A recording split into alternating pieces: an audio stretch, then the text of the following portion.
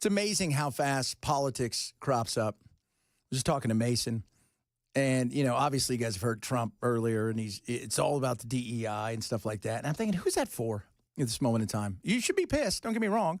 We should be upset. The reality is I have a feeling we're going to find out that this was operator error, human beings. Here's the thing about human beings. They make mistakes. I don't know if you're aware of that, if you're unaware of that. Good people make mistakes. It just happens.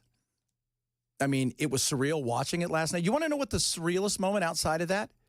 Watching, and I don't know if you guys saw this, on Twitter, people are on a plane heading into Reagan, and they're being diverted, and they're watching CNN. They're live streaming themselves of a plane that went down before them. All of the seats have the TVs, and all of them are watching CNN about a plane crash. Which is, again, it's a surreal thing when you're thinking to yourself, because most people, when you're in the air, the last thing you want to think about is a plane crash, let alone watch an actual video and live stream of a plane that went down, just minutes before you. But it's frustrating that we have to go out and start fighting when the reality is people lost their lives. And seeing the cameras around a bunch of people last night who were standing around waiting for their loved ones, not knowing what happened, including this man whose wife had just sent him a text that said she was going to land in about 15 or 20 minutes and that she loved him and she'll see him when she gets off the plane. And he's just standing there, kind of not sure, still kind of holding out hope that maybe that there was going to be some sort of happy ending, that there was going to be a Sully moment. Remember Sully Sullenberg? But, even though it crashed, that a lot of people got off, it didn't happen. And, we watch stuff now in real time, but we also want answers in real time. And these things take time. And for us, we have a very small attention span. We do. We have a very small attention span. And I know, because I've talked to several people, how frustrating. Oh, why don't we know? And I'm like, we don't know because it happened less than the earlier day was less than 12 hours ago. This happened. And these things rarely happen. That's the other thing. Because the minute you hear this, and my daughter asked me last night, my stepdaughter, she's 14. She says to me, God, it feels like planes are crashing all the time. I said, well, they're not. We're beyond safe. As they'd say, we're the gold standard of everything. And that includes everything pretty much in the world. When you want to talk about, as they're grilling, RFK Jr., the reality is when it comes to pharmaceuticals, we're the gold standard. When it comes to everything, we are the gold standard in the world, including at times arguing for no reason whatsoever. But this is so very rare. That's why there's so much coverage, because it doesn't happen. Most people have no idea when the last time there was a plane crash. It's been a while. It's been an absolute while for the last time we had a plane crash. I think it's been 15 years since we've had a plane crash. But it was again, watching all of this unfold last night, it's a tough thing to watch, but then watching the politics of it, because I'm not that guy. Right, I know. There's a lot of people out there. I was telling my wife last night, I don't know how some people do it, living in the world of outrage, because so much of it's theatrics, and I just don't do that. I'm not a theatrical kind of guy. I'm going to tell you what you need to hear, not what you want to hear. And in this business, sometimes that makes people freak out. And even today, I was listening to Trump, and I understand the frustration. I think the DEI stuff is insane. And remember, at one time, I lived in a state called California, who was the first one, by the way, to get rid of the affirmative action insanity, because it got challenged and they overturned it. It was the first one to do that. Then they went to the DEI craziness. But I understand the frustration. But I don't think we need to make it politics. Maybe I got the people. The people that this time yesterday, while we were doing our show and we were laughing about yacht rock and that lady that weighs 500 pounds and she can't get into the lift because she's so big, and those people were going about their day. And within 12 hours, they were gone. Now think about that for a second. Husbands, wives, daughters, sons, brothers, boyfriends, girlfriends. And we don't let anything go. Even CNN got into it last night when it came to the wackiness, trying to blame, like hinting like, oh, well, we're doing this thing and there's a transition period. Look, it's January 29th. We are just 9 days out from a presidential transition, an administrative transition. The FAA administrator resigned at the end of the Biden administration, so there is no permanent confirmed FAA administrator right now. This is going to be a time when there's going to be a lot of public communication and a lot of investigation of what happened here. What do you anticipate this transition period is going to mean? What happens today and tomorrow and in the coming days as we find out what happened here? Well, first of all, not having the head of FAA, that's not a big deal. Just, you act like, well, hey, that guy that doesn't know how to fly a plane, didn't really know anything about aviation, he's not here. So all you who fly planes and all of you who get planes ready and all of you who are air traffic controllers, we're going to have to hit pause until we get another person there. That's just insane. What do you think's going to happen? I don't know. They're just going to all start falling from the sky. You don't need it. It doesn't do any good. It's ridiculous. And it's frustrating. It is.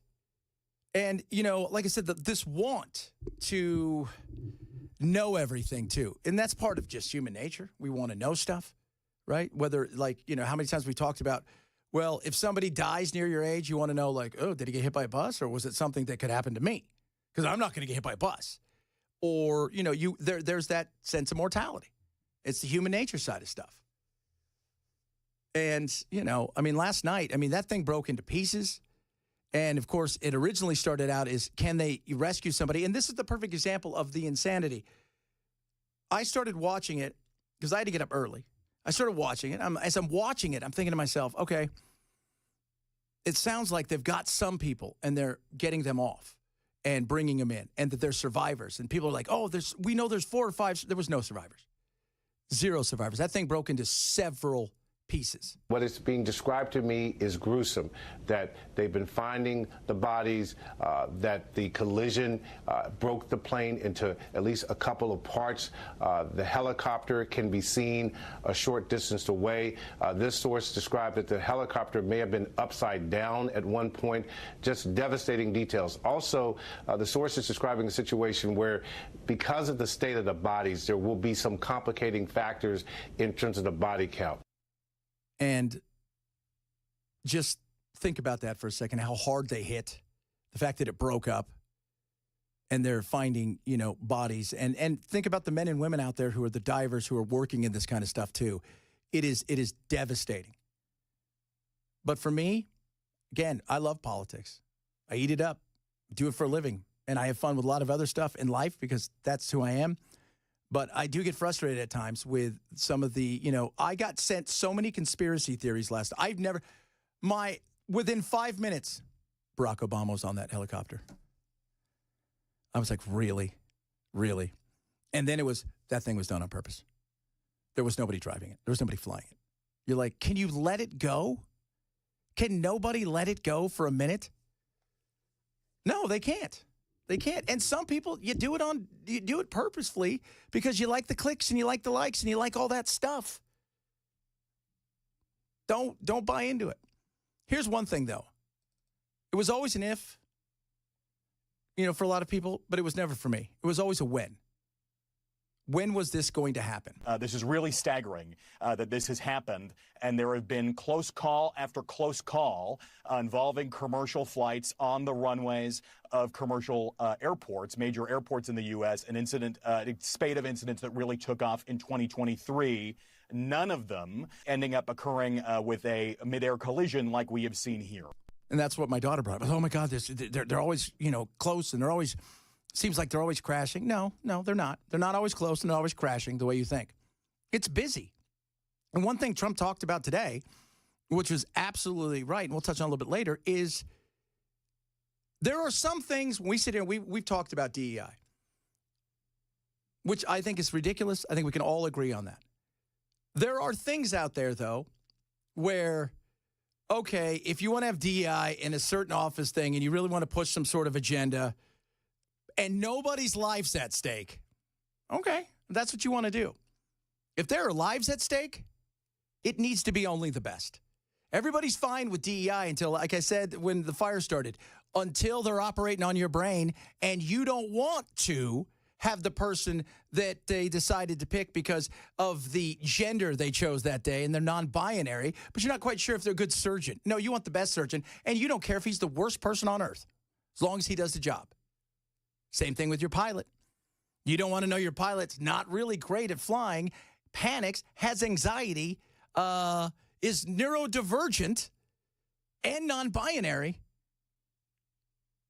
and woke, and that's why they're there. You want Sully Sullivan. You want the person where, like, hey, this isn't going to happen. This isn't going to happen. We're going to get this done. So when it comes to DEI, everybody always talks a good game, but when push comes to shove, we want the best, and that includes air traffic controllers, which is what he brought up earlier. But the near misses, 15 years ago, 10 years ago, we didn't have social media with the way we do now, with live streaming, with being able to go to anywhere and post stuff. The reason is it's all over. Every day there's some sort of story where somebody argues with somebody on a plane and they're getting pulled off, or a plane went a little too far and there's a few injuries and we think are top of mind. They're falling out of the skies and it's a free-for-all in the air. The fact that this involved not only a commercial flight, which is equipped from top to bottom with anti-collision technology, something called TCAS, Traffic Collision Avoidance System, mandated by the FAA in most commercial airliners since the early 90s, but also the pilots are well-trained. The aviation system, commercial aviation in the U.S., is the gold standard for safety. We are the example for every other country. The fact that this happened in D.C., over near Reagan National Airport, some of the busiest airspace in the country and one of the single busiest runways in the national airspace system, is really pretty incredible. Yeah, it is. Like I said, it's been 15 years. The one thing that we do well is when something like this happens, we rectify.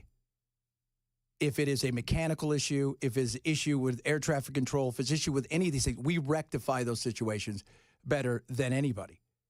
But if it's human error, and sometimes, and a lot of times it is, that's hard because we still have humans, and those aren't going anywhere, at least not until AI takes over. Ooh, geez, it's coming, man. It's coming to take us away.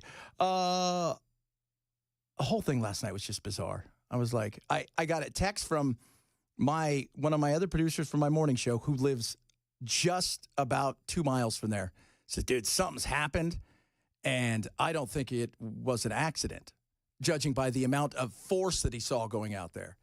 And then obviously he ended up seeing the video and said, oh, okay, well, that's different. But I go, are you going to go over there? And he went over there. He couldn't get that close, but he says the whole place is lit up like you could not believe, just from all of the lights and stuff. He said it was just different.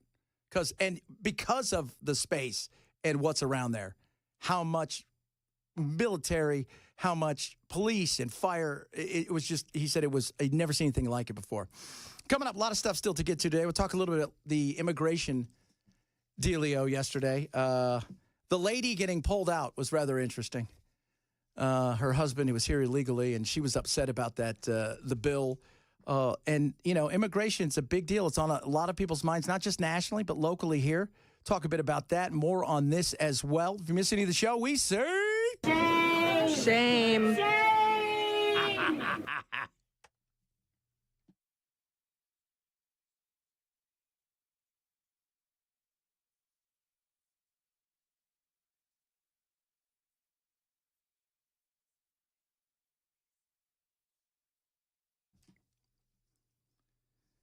RUFFgreens.com. Why don't you go to Rough Greens and get a free Jumpstart trial bag of Rough Greens. Now, they have Meow Greens and Rough Greens. Maybe you have a cat. Maybe you have a dog. Depends on what it is that you have. This is great. It's a supplement, powdered. You pour it right on top of your dog or cat's food. And by that, you scoop, go. Don't have to change anything with their food. It's going to help with their energy level. It's going to help with their aches and their pains and their joints, digestive tract, their skin, their fur. It's going to help big time with their energy levels. It's going to keep them healthy. If you're like me, you love your animals, you want healthy animals, this delivers that over and over. It adds to your foods all the things that the food's missing. Food for dogs, cats, mostly shelf stable. So what does that mean? It's meant to live on a shelf. So there's a bunch of stuff in there to keep it kind of like there and not stale. This brings all that goodness that's stuck in there and gives it to them more. Try a Jumpstart trial bag today. It's not going to cost you anything but shipping. It's a $20 value. Go to roughgreens.com. Use code Chad. Roughgreens.com, code Chad.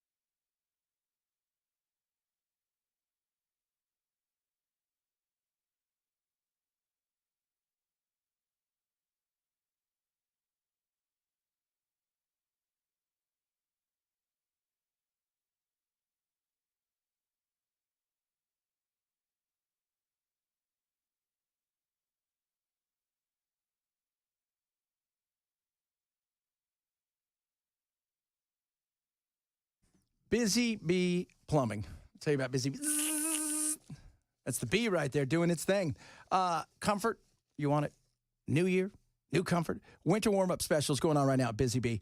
So here's the beauty of Busy Bee. Right now, they've got all kinds of great things. Free air duct cleaning with the purchase of a new complete whole home AC.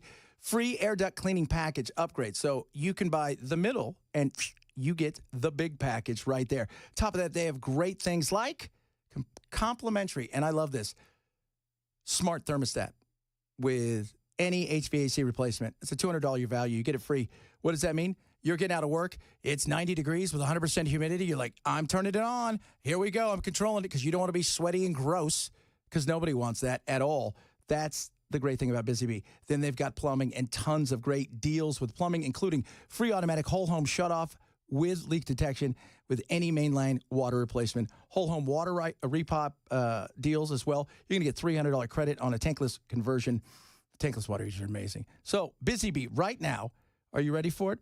You're going to be more than satisfied. Promise and the famous Beehive Club. Call Busy Bee Plumbing, Heating and Cooling, 775-7833, 775-7833, or visit busybeehvac.com.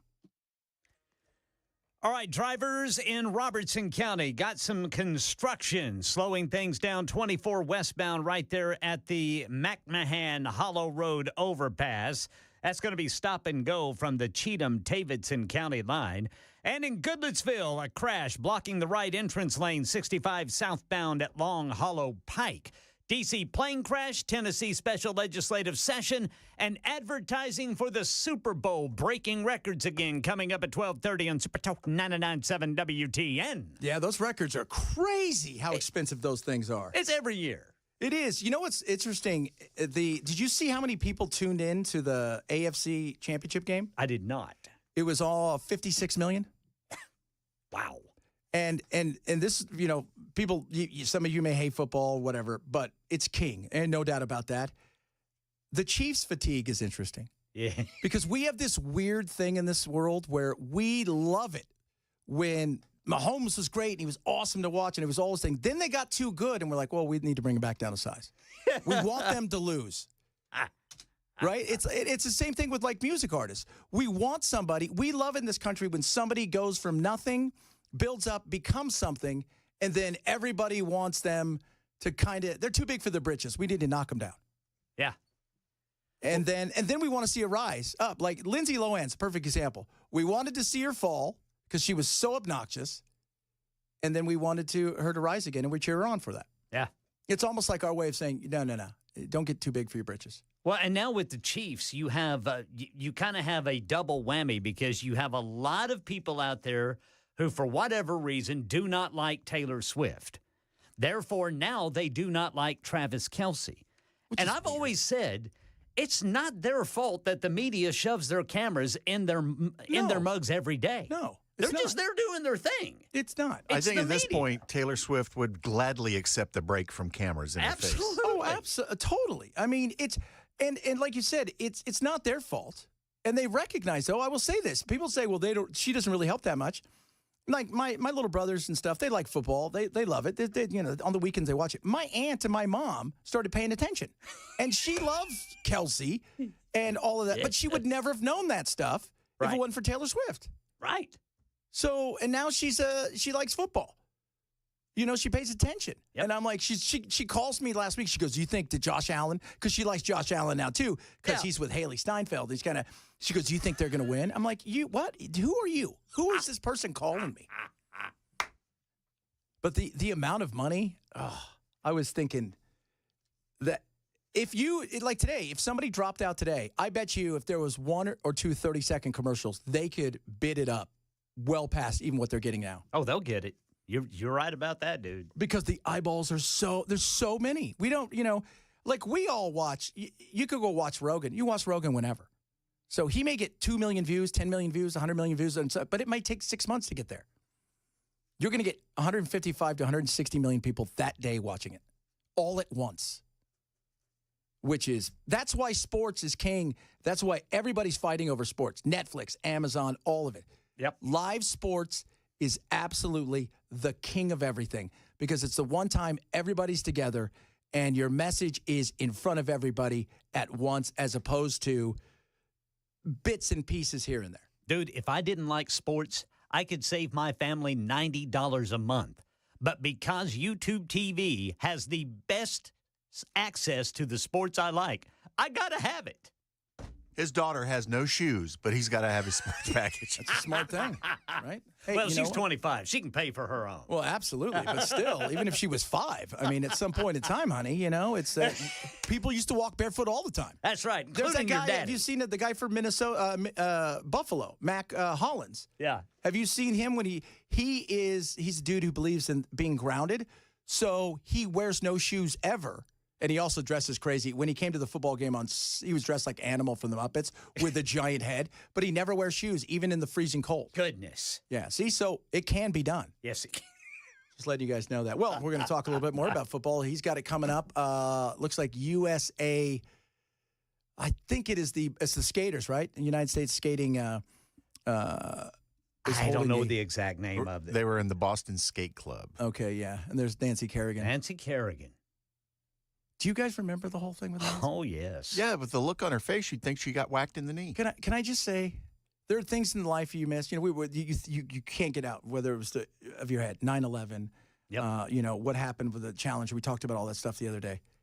Then there are things that you were like, I remember exactly where I was when this happened. It is surreal and weird that a white trash, trailer trash ice skater, her weird husband and his fat friend tried to kneecap America's sweetheart. Yep. Like they weren't going to get caught. It was the funniest thing ever. It was surreal. It was crazy. Crazy indeed. My name's Chad Benson. A lot of stuff still to get to. We're going to talk a little bit about what went on yesterday at the Capitol with immigration and more on what's going on in D.C. It is the Chad Benson Show. Super Talk 99.7.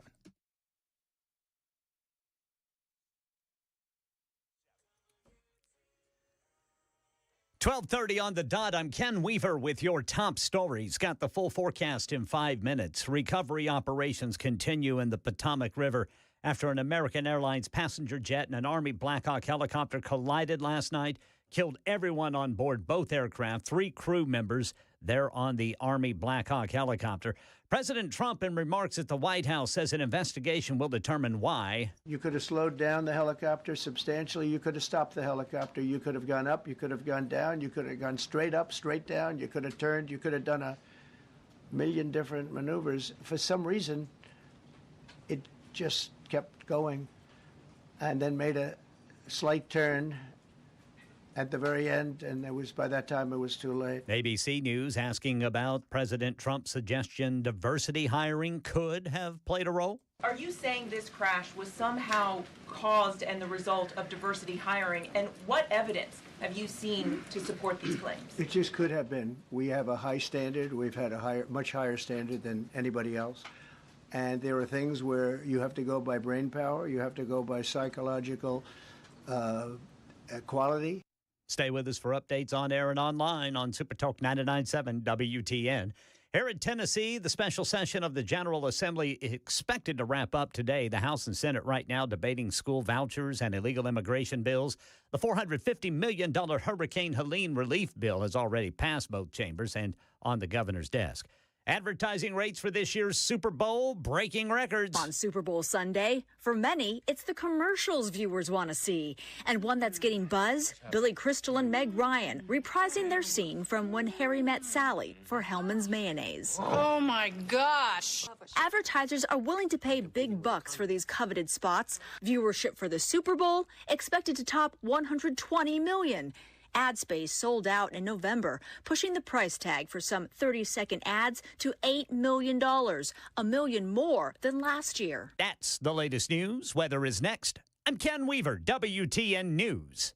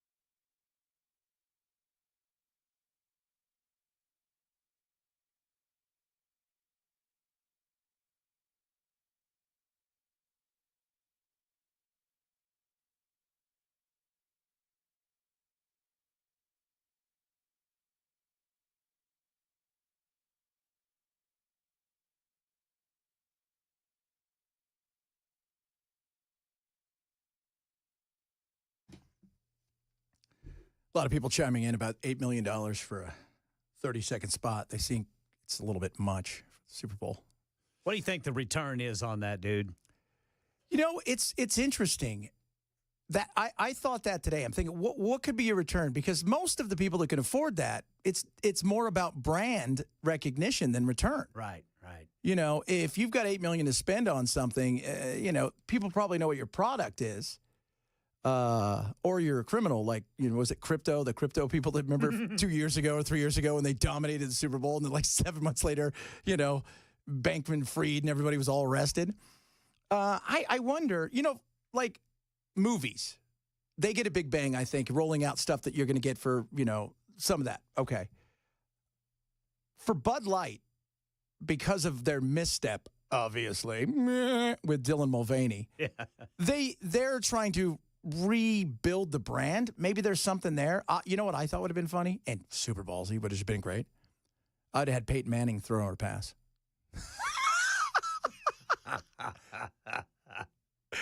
Because you'd have to go, you know what? You guys are willing to do that? I'm willing to laugh at you. I don't drink, so it doesn't matter, but it would have been funny. It would have been. Peyton would have zipped one in. Dylan would have exploded. Oh, my Lord. So yesterday, at the State House, we had theatrics, craziness, chaos, as all the stuff is happening. Oh, we're going to do this, Bill. We're going to do it. It's a special session. We're getting everything done. And what was some of the things getting done? Well, let's first and foremost talk about immigration. Senate passed Governor Lee's immigration bill during the special session, but discussions over this plan came to a dramatic halt earlier in a House committee. Now, video shows a woman, look at this, being carried out of that hearing. Her name is Ashley Warbington. She had just testified against the bill that would make it a felony for local officials to vote to establish sanctuary cities in state. It also provides incentives for enforcing President Trump's immigration policies here in Tennessee. Warbington says her husband is an undocumented immigrant. If he's married to a citizen, why would he be considered turn your mic on. Your mic. So he was here illegally when he got married. So while he's here illegally, he obviously getting married, for him to do it correctly, he would have to leave the country, and there may be penalties where he can't come back.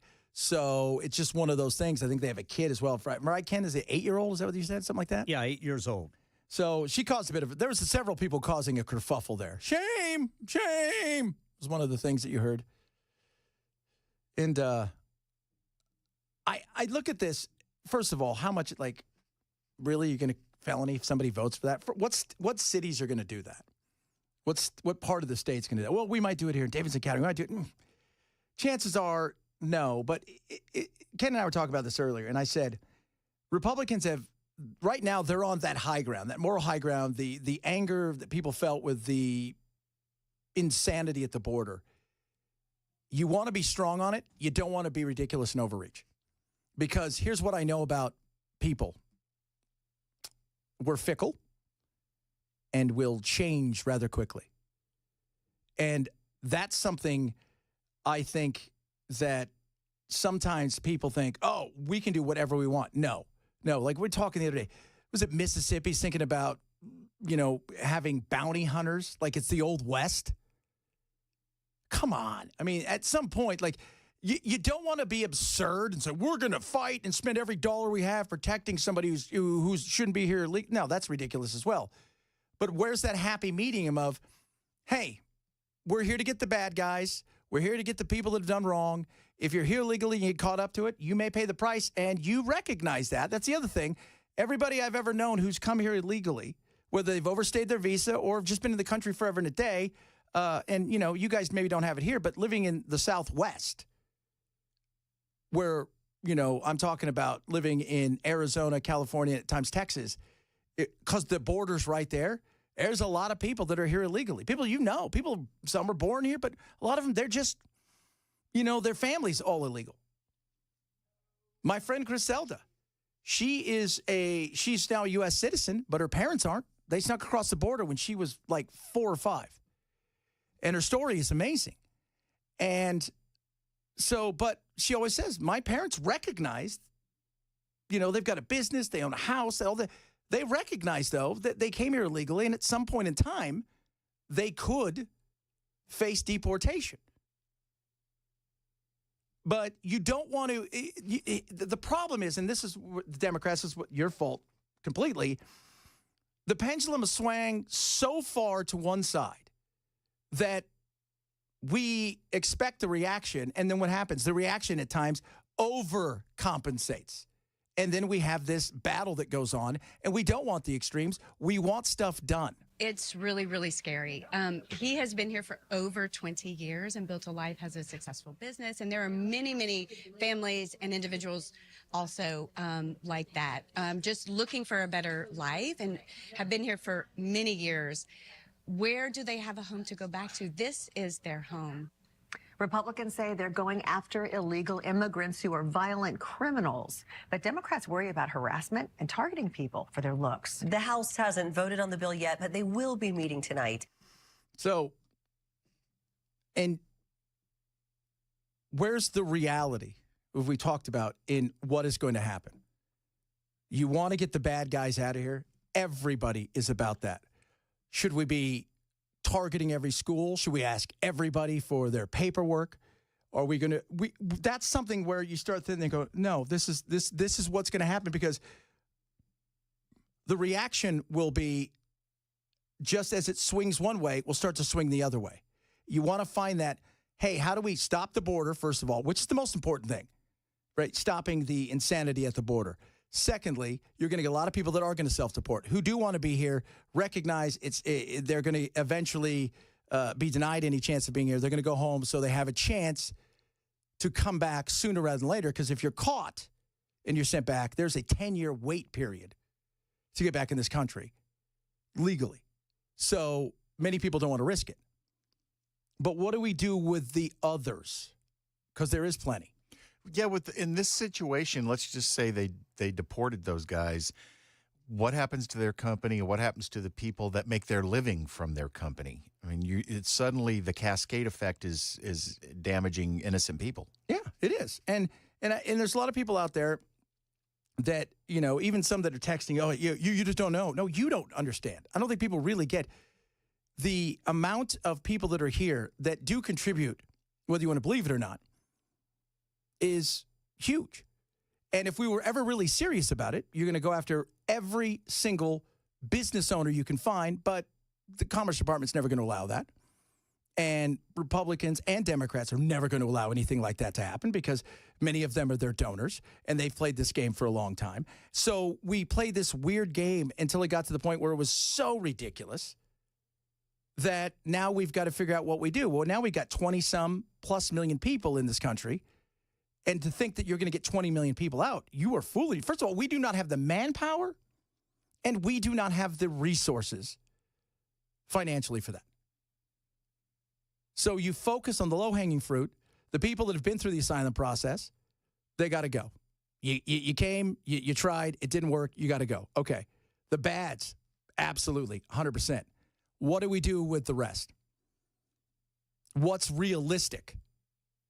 Because if you think we're just throwing everybody out, again, I think you're going to fool yourself, because as much as so many of these politicians, they play this game about, oh, look at that, but their donors don't play that game, because their donors have been funneling them money.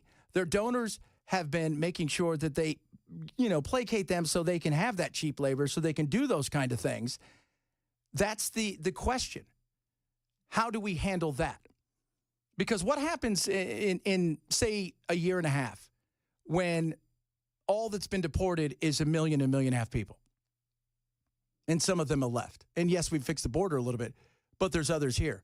Are you going to be satisfied with that? Is it all or nothing? Or do you think that there's a place that we have to find some sort of compromise? And it's not about rewarding. It's about, okay, what do? We need to sort everybody out. Why are you here? Why are you here?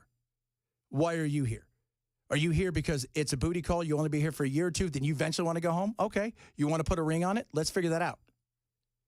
It's just the common sense reality of how big this thing has gotten.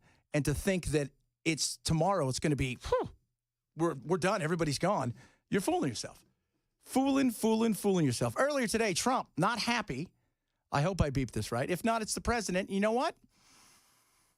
You're not going to come after us, FCC. First of all, Trump's in charge of the FCC for the most part. And secondly, he said it. The FAA website shows that the agency's guidance on diversity hiring were last updated on March 23rd of 22. They wanted to make it even more so. And then I came in, and I assume maybe this is the reason. The FAA, which is overseen by Secretary Pete Buttigieg, a real winner. That guy's a real winner. Do you know how badly everything's run since he's run this Department of Transportation? He's a disaster. He was a disaster as a mayor. He ran his city into the ground, and he's a disaster now. He's just got a good line of bullshit.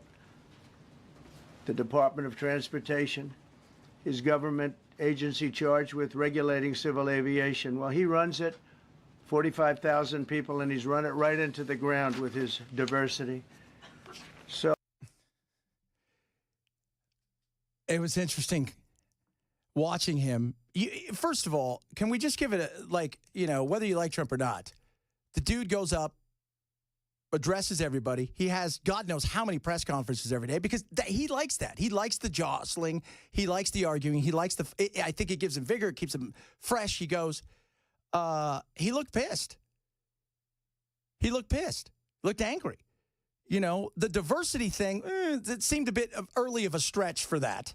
And I know people look at him cursing as he's doing it for shock value, but he really doesn't curse unless he's actually upset about something.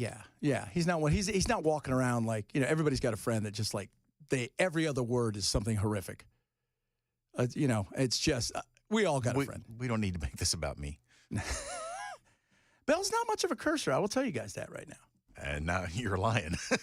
But not like that. I mean, I played soccer with a guy in Europe who every other word was a C word.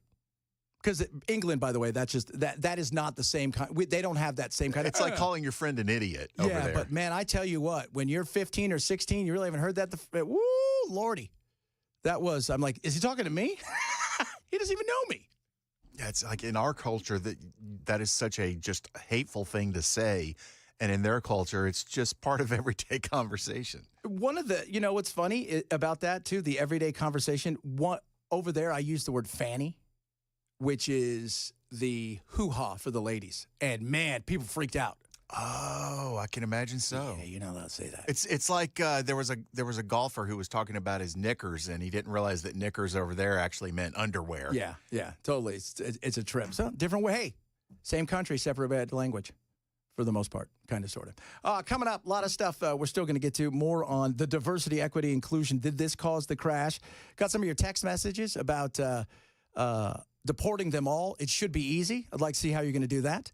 It's like counting sand. Good luck with that one, kids. We'll take your word for it that you can do it. A bunch of other things straight ahead. Chad Benson Show, Super Talk 99.7.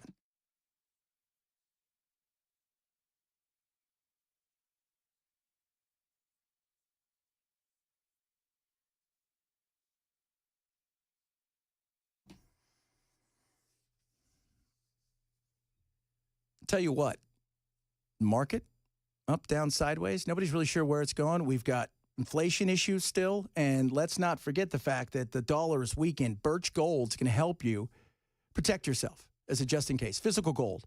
Everybody should have some. I tell everybody that you should always have some because it's the inevitable that something's going to go wrong. And what can you do to protect yourself? I call it's like a safety net for the most part. If you text the word Benson to 989898, they're going to send you out the ultimate guide to gold in the Trump era, which is awesome. Forwards done by Don Jr. On top of that, they're going to get you an investor kit. They're going to show you why it's important to have physical gold, how it can protect you, how you can work it within your 401k or IRA at no extra cost, which is great. It's just a smart thing for the inevitable, oh my goodness, look what happened. This is what it's all about. Text them today. Don't wait. Before it's too late. Text Benson to 989898 today for Birch Gold.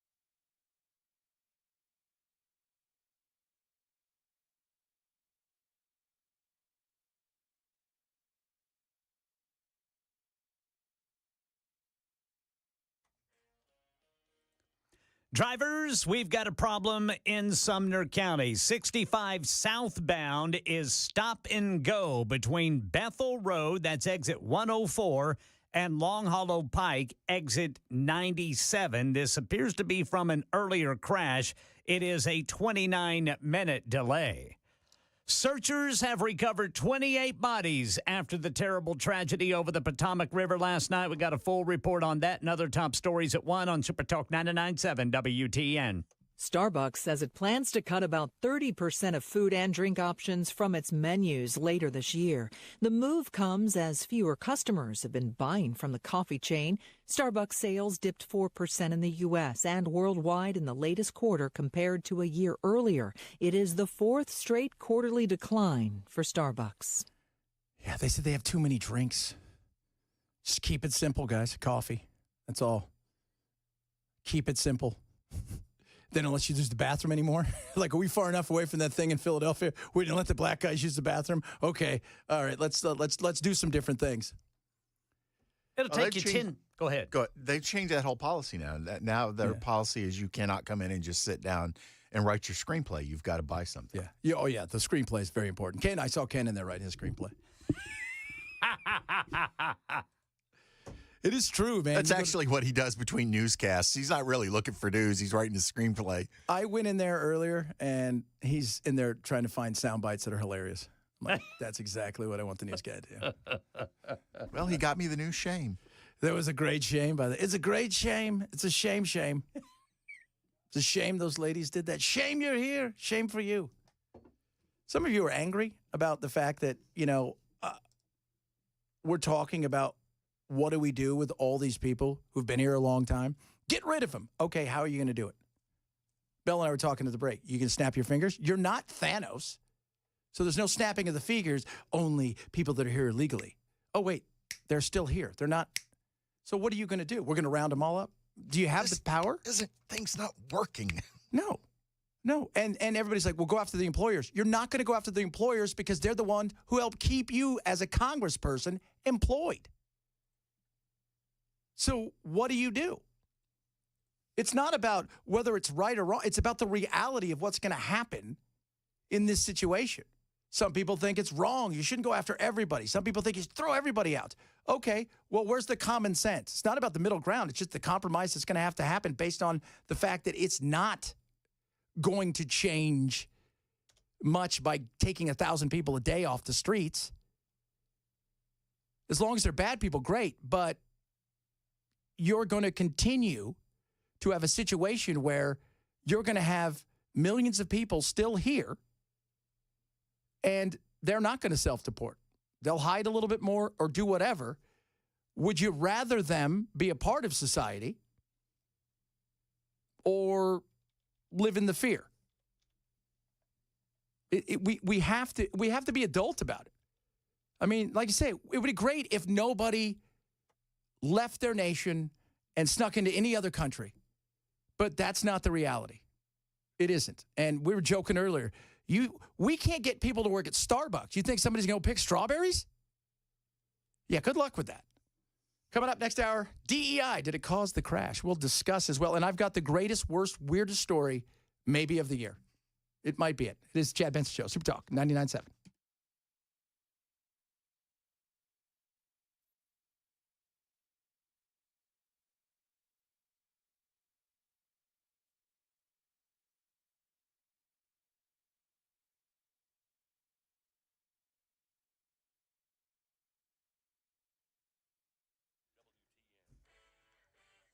One o'clock on the dot. I'm Ken Weaver with your top stories and drivers in Sumner County. That delay is growing. It's now 36 minutes. Southbound 65 between Bethel Road, that's exit 104, and Long Hollow Pike, exit 97. Apparently, this is from an earlier crash. Right now in Robertson County, we've got slow traffic from the Cheatham-Davidson County line. This is going to be 24 westbound there at the McMahon Hollow Road overpass. Searchers have recovered 28 bodies after the terrible tragedy over the Potomac River last night. This is a special report from ABC News. I'm Michelle Franzen. In Wichita, Kansas. We need you, Lord. A vigil taking place for the 64 souls lost on board the American Eagle flight last night that took off from Wichita and then collided midair with an Army Black Hawk helicopter as it was landing near Reagan National in D.C. 3 Army soldiers also died, President Trump offering condolences earlier and speculating on possible factors. President Trump said Americans shouldn't be hesitant to fly after the midair collision between an American Airlines jet and an Army helicopter. The president said it's not clear what caused the crash. We'll find out how this disaster occurred, and we'll ensure that nothing like this ever happens again. But at times during a Q&A with reporters, the president did speculate on the cause and place blame on the helicopter crew and air traffic controllers. Karen Travers, ABC News, the White House. The Army soldiers were conducting a training exercise at the time. Continuing coverage on air and online on SuperTalk 99.7 WTN. Well, Nissan says it's cutting thousands of jobs across the globe, including at production sites here in Tennessee. In Smyrna, one production line will continue to maintain 2 shifts, while the other line will be consolidated into 1 shift. And in Deckard, some shifts will be maintained while others will be reduced by 1 shift. And this comes after the Honda merger, which is set to be completed next year. Jordana Miller updates the Gaza ceasefire. 3 Israelis and 5 Thai nationals safely back in Israel after spending more than 480 days in Hamas captivity. But Hamas giving most of them a dangerous and demeaning send-off. A young Israeli woman and an 80-year-old Israeli grandfather pushed through an armed crowd that could barely be controlled for nearly an hour. It was a long and precarious walk to freedom. Israel's prime minister so angry he delayed for several hours the release of Palestinian prisoners. Eating well isn't just good for the body. It may also protect the brain, says Dave Packer. Along with its well-known health benefits, a new study suggesting the Mediterranean diet could be a powerful tool for keeping the mind sharp. Researchers studying over 2,700 Hispanic and Latino participants finding a strong link between the Mediterranean diet and brain health. Those who ate more whole grains, fish, and olive oil while cutting back on red meat and saturated fats had better preserved brain tissue seen in MRI scans. Scientists say this may improve brain organization and communication, potentially lowering the risk of cognitive decline. That's the latest news. Weather's next. I'm Ken Weaver, WTN News.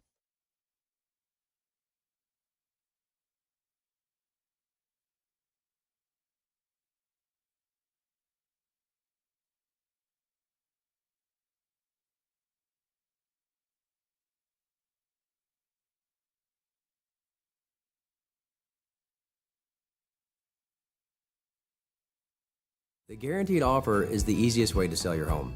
It's really simple. We bring you an all-cash offer. You close in as little as 21 days. No home inspections, no lock boxes, no open houses. Go to markspain.com to get a guaranteed offer and start packing. Hey, what's up, guys? It's Matt Murphy in the middle of downtown Franklin, Tennessee. We've talked so much about Savory Spice. I thought, why not show you the place? So let's go on in and see what's popping at Savory Spice. As I've always said, you will smell the spices even before you walk in. I can smell them right here in the doorway. Come on in, and let's introduce you to the one and only Holly, who is the owner and proprietor of Savory Spice. Say hey, Holly. Hello, everyone. Now, enough about Holly. Let's talk about spicy and easy products like the incredible taco soup, which, as I said, you put this in a crock pot, you put all the ingredients that it tells you to buy right there, you put the spices in, and it's so easy. So if you don't know what you're doing around the kitchen, it's a perfect way to find your way around the kitchen, as is the Mediterranean dill risotto. Now, for the holidays, pumpkin pie spice. What doesn't it have, Holly? Pumpkin. It doesn't have any pumpkin in it. That's a fun fact for all of you kids out there. Now, if you stop by Savory Spice, either in the Franklin location or at L&L Market, you can get yourself a sample of the dill dip, which is my absolute favorite. Just tell them Matt Murphy sent you to Savory Spice with purchase now. So come by Franklin or L&L Market in Nashville and come see Holly and the entire crew at Savory Spice.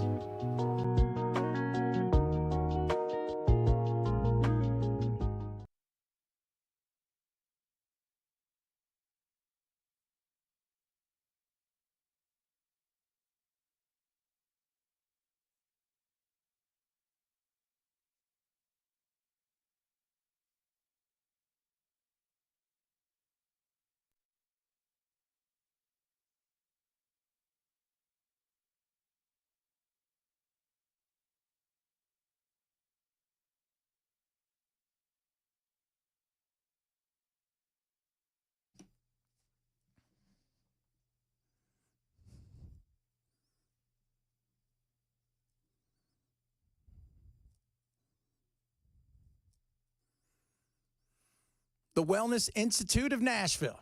Dr. Mitchell, Dr. Ashley. Go over and see them, man. Let me tell you something. Having a back that you can move. You guys can see me right now. I'm moving around, my knees back. It's awesome. You don't ever want to be in pain. Don't live in pain. Some people just give up. Don't do it because you haven't been to the Wellness Institute of Nashville. You haven't seen Dr. Mitchell. You haven't seen Dr. Ashley. Right now, in honor of the 47th president, that's Trump, 47% off. Boom. Non-surgical decompression in the big 47 offer of 2025. Call them, tell them I sent you. By the way, it's non-surgical. If you need surgery, if it's so bad, they're going to tell you, hey, this is something that you need to do. But you don't have to worry about it. There's no pills, no spinal creams, none of that stuff. It's about fixing your disc. It's about fixing your spine. It's about taking care of you the right way. And that's what you want because you want 2025 to be pain-free. So right now, big 47% off non-surgical decompression going on right now at the Wellness Institute of Nashville. Call 615-246-5009, 615-246-5009, or go to painisbad.com.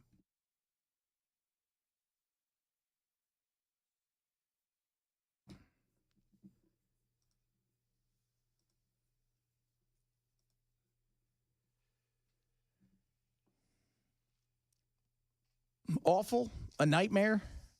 So many ways to describe what took place last night. So you've got Reagan International. You got a plane flying in from Wichita. 60 people on board, 64 people on board. They're flying in. So you got 60 passengers, 4 crew members. It is a Bombardier. It is I think it is what is CJ something or other, 9,000, something like that. I've flown on many of those. It's a commuter airplane, right? They maybe have 100, 80 or 100 seats. Yeah, a CRJ 700. Yeah, there you go. That's the one that's got the engines on the back of the tail, and short hop.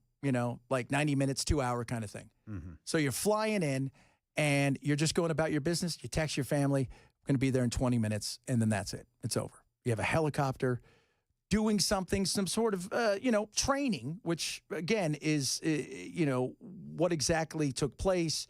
Was it a miscommunication?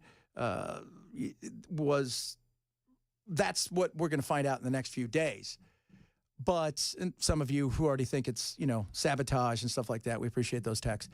The reality is we don't know right now. And we want to know because we live in an instantaneous society and everybody wants to know what the hell happened. How did this happen? How did the best military in the world, Black Hawk helicopter, with an experienced crew and night vision goggles,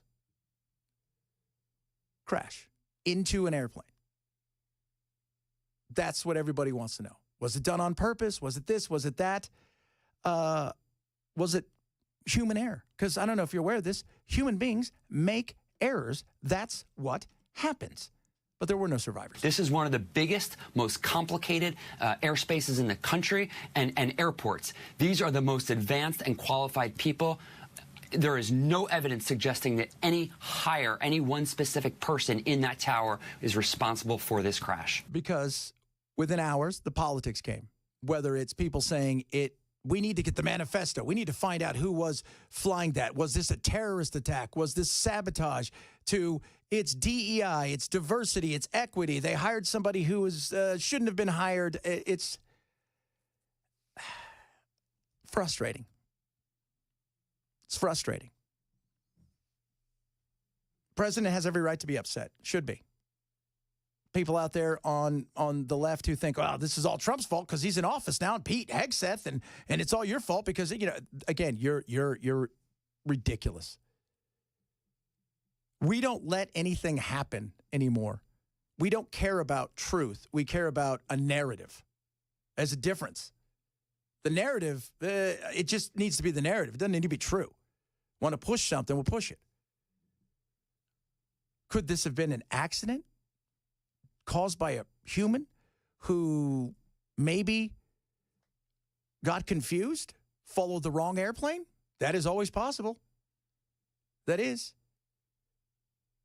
Could this have been a situation where they didn't see where they were going because of having the night vision goggles, not having the night vision goggles? Yeah. Could it have been a medical emergency or maybe an attack? All of those things are possible. But jumping to that doesn't help, especially if you're a family. Watching everybody fight over the fact that, your wife texts you 10 minutes earlier, 20 minutes earlier that she's going to be on the ground and come pick her up at the gate or wherever. I don't know if you can go to the gate anymore. And the reality is you never make it there. And everybody's fighting over this. And that isn't good.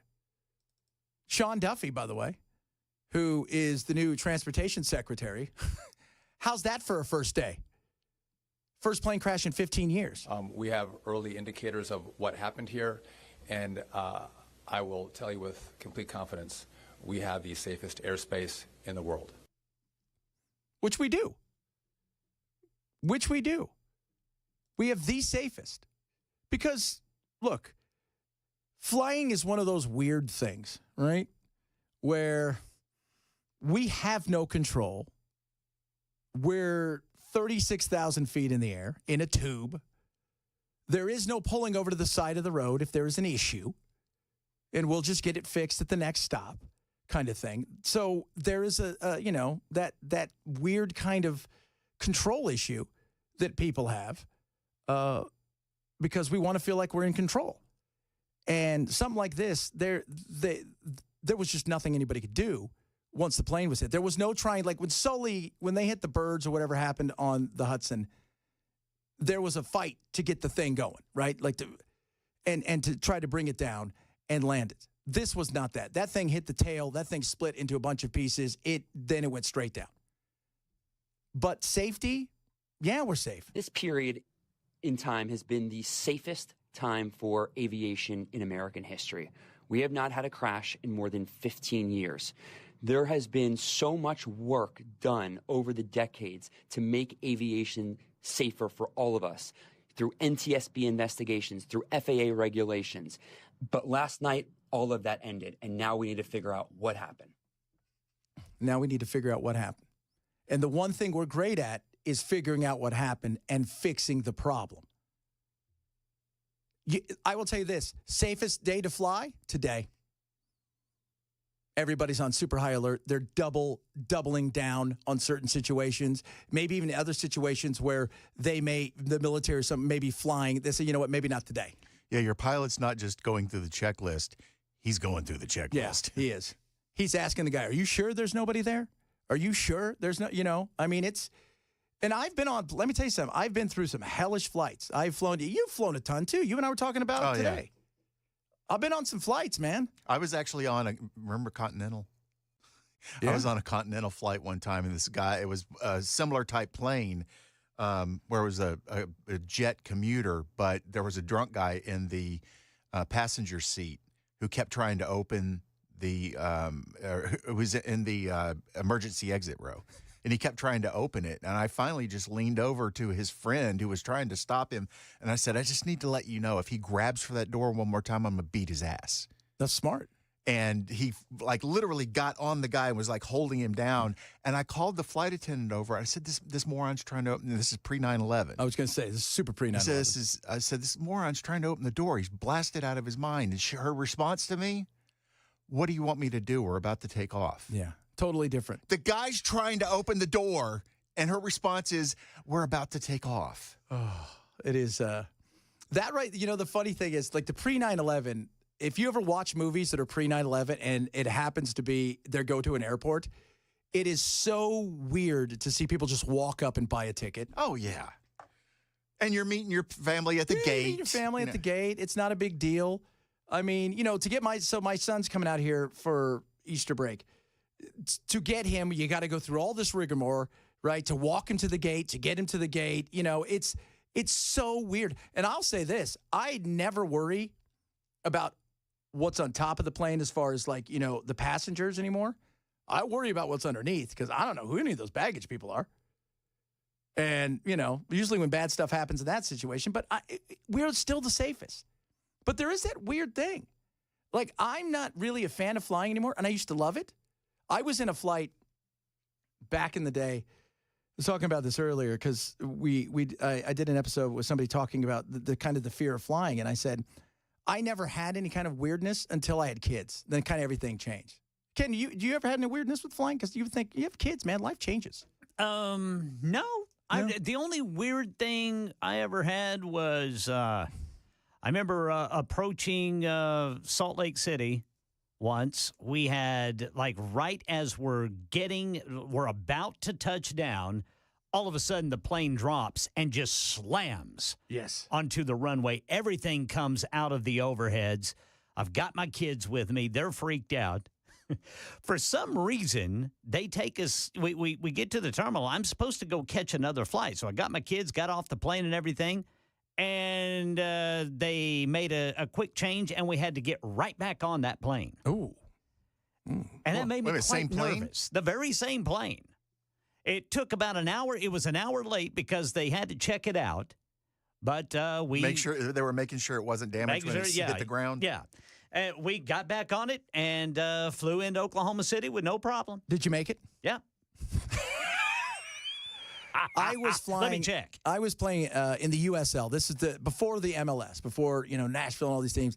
Back in the day when we were all kind of renegades, I was playing in the USL for a team called the Valley Golden Eagles. So we were flying from LAX to pre 9/11 again. LAX to El Paso. We had a game that night in El Paso. So we get on the plane. And this was back in the day when Southwest was literally a free-for-all, right? So it was like, hey, sit where you want. They weren't even calling Group 1.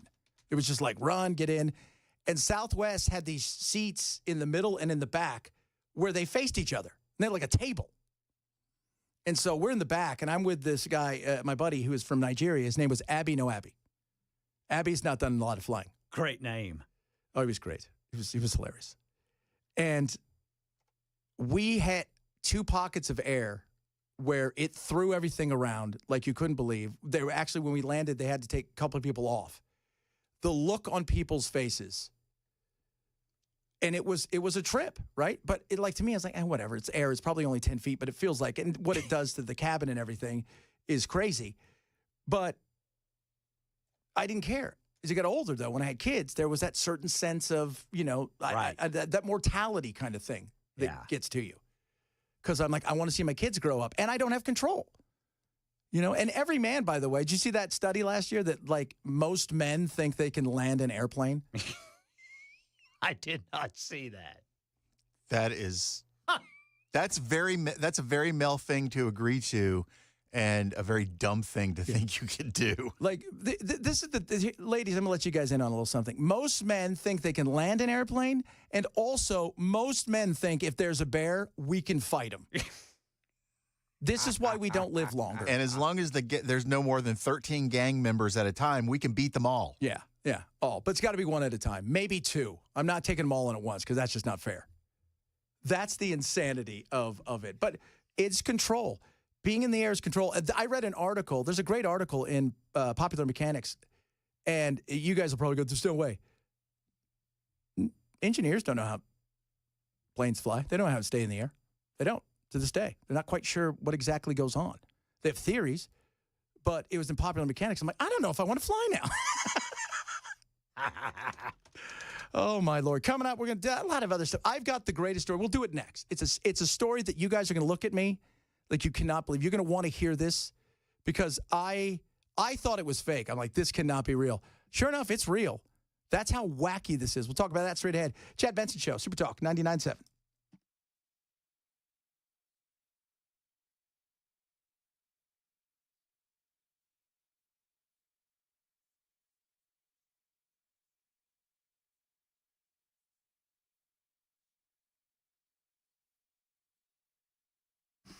Let me tell you something. Raycons are the best earbuds around. I love my Raycons. So what you get with these earbuds for the price point is incredible. First of all, you get active noise cancellation. Try finding that on anything for under $300-400. It just isn't going to happen. Anything good.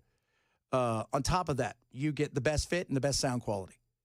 8 hours of talk time, 32 hours of battery life, fast charging. It's amazing. Great colors to choose from, and they give you a 30-day happiness guarantee. What's that mean? Within 30 days, you're not happy? Send them back. They give you your money back. No questions asked. I swear by them, wear them, and use them every single day. I want you to jump on this opportunity to take 15% off anything on their site. Go to buyraycon.com/Chad. Grab these up. You will love them. 30-day happiness guarantee. The everyday earbuds for Raycon, but it's 15% off site-wide right now. Buyraycon.com/Chad. Buyraycon.com/Chad.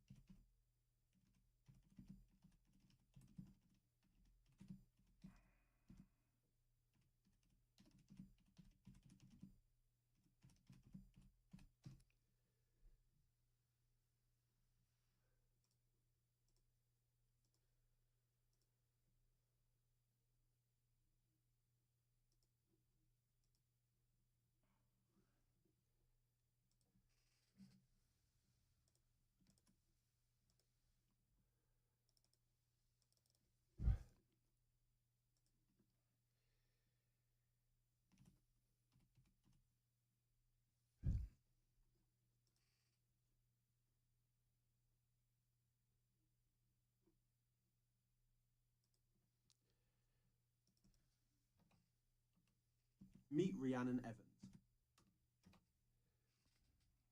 All right, drivers, big problems right now downtown. We've got the left 2 lanes blocked, 24 eastbound there at Shelby Avenue. That's going to be on the East Loop downtown.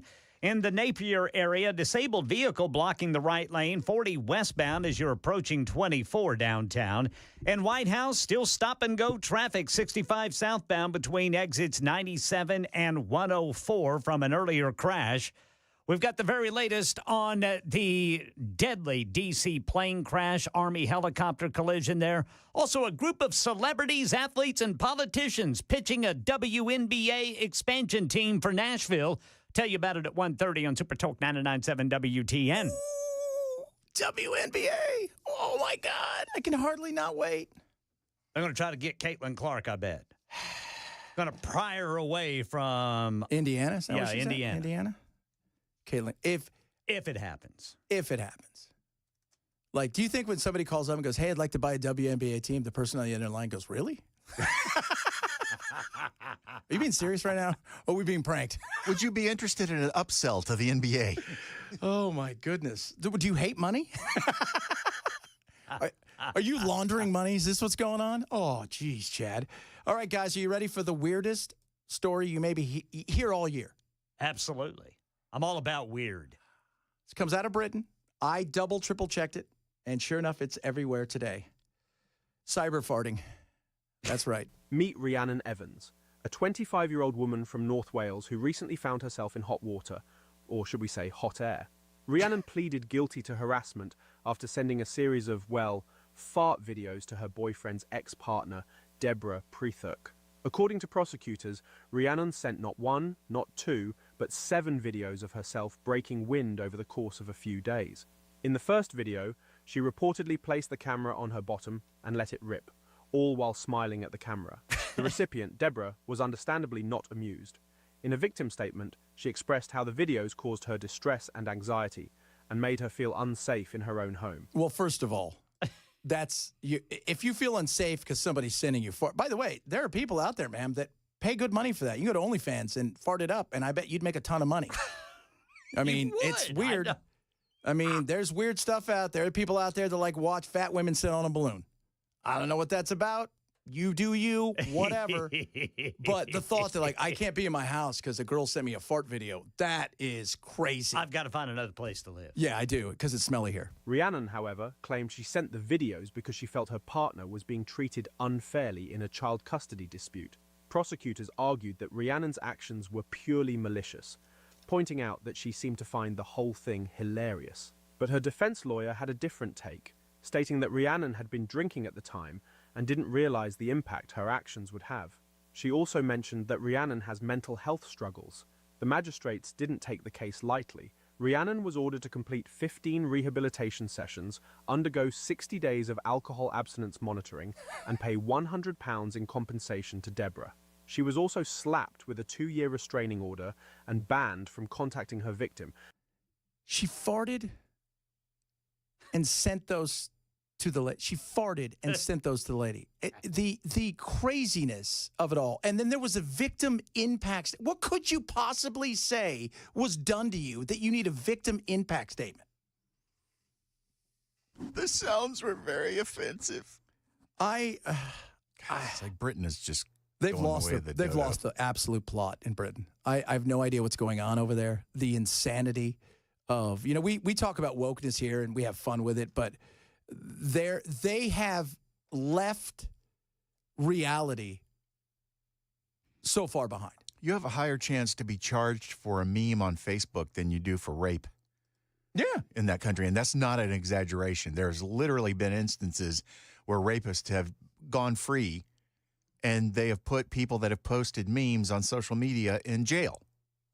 It's disturbing what has happened to Britain. But I sit here and like the silliness is that, okay, it's a cyber fart. You farted on your phone and you sent it to a lady. Okay, it was stupid. It was ridiculous. Whatever. That being said, first of all, you did it multiple occasions. So that means that like you're sitting around with your phone and go, you know what, I should probably fart in my phone now and send it to that person. Secondly, the thought that you would be so disturbed by this rather than blocking the number and moving on with your life is also weird. It is. Like, same thing with, like, anything you see on the internet. Oh, there's something I don't like. Move past it. But no, it's like, I got to complain. I got to call somebody. And but the Brits have lost their mind. Several of you don't believe me that there is any story about how planes and flying, how they don't get it. Scientific America. No one can explain why planes stay in the air. Front cover.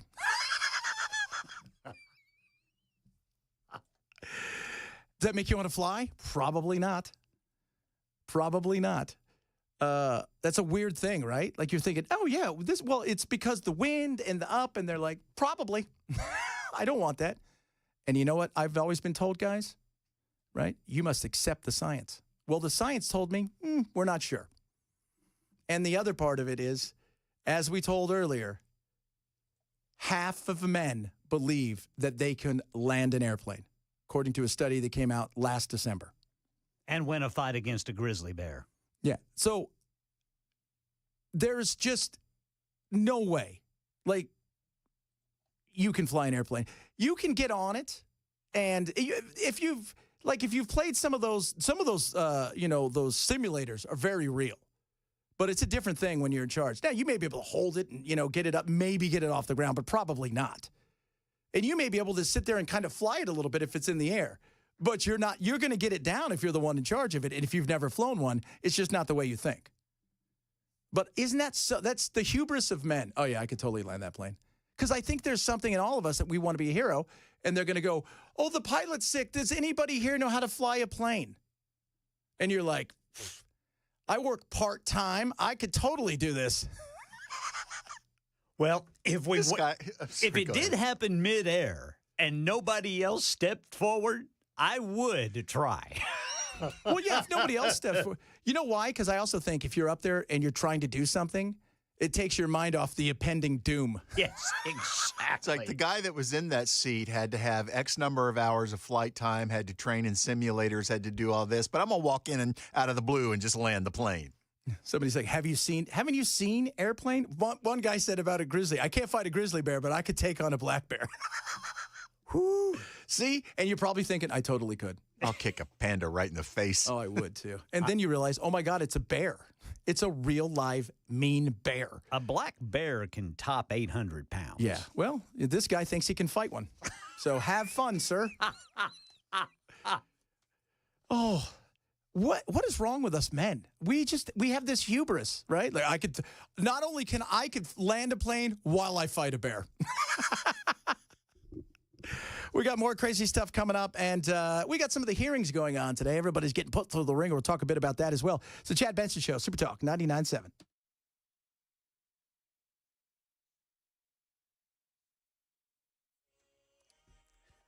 1:30 on the dot. I'm Ken Weaver with your top stories. Got the full forecast in 5 minutes, and we're expecting an NTSB update on the deadly midair collision in D.C. soon. President Trump said his administration doesn't know what led to the crash between the American Airlines jet and the Army helicopter, but said they have, quote, some very strong opinions. He later suggested diversity efforts in hiring at the Federal Aviation Administration has made air travel less safe. Asked for evidence to support those claims, the president said, It just could have been. Pushed on how he can conclude at this point that diversity had something to do with the crash, the president said, Because I have common sense. The American Airlines crew was based out of Charlotte. The Black Hawk helicopter had a black box. 14 of the victims on the plane were coming back from a national development camp for promising young skaters following the U.S. Championships in Wichita, Kansas. Olympic gold medalist Nancy Kerrigan is an alum of the Skating Club of Boston and knew the two Russian coaches who died. I've seen them a lot of times here and there over the years, but everything you've heard of them, like maybe being a little tough, but with a smile on their face. Continuing coverage on air and online on Supertalk 99.7 WTN. Right now in Tennessee, a group of celebrities, athletes, and politicians making a pitch today for a women's professional basketball team in Nashville. Fox 17 says former Governor Bill Haslam, two-time Super Bowl champion Peyton Manning, country music stars Tim McGraw and Faith Hill, and former University of Tennessee star Candace Parker among partners making the bid today for an expansion team of the WNBA. Games will start at 2028 at Bridgestone Arena if it happens. The team will be called the Tennessee Summit in honor of legendary UT coach Pat Summitt, who coached the Lady Vols for 38 years and won 8 national championships. That's the latest news. Weather's next. I'm Ken Weaver, WTN News.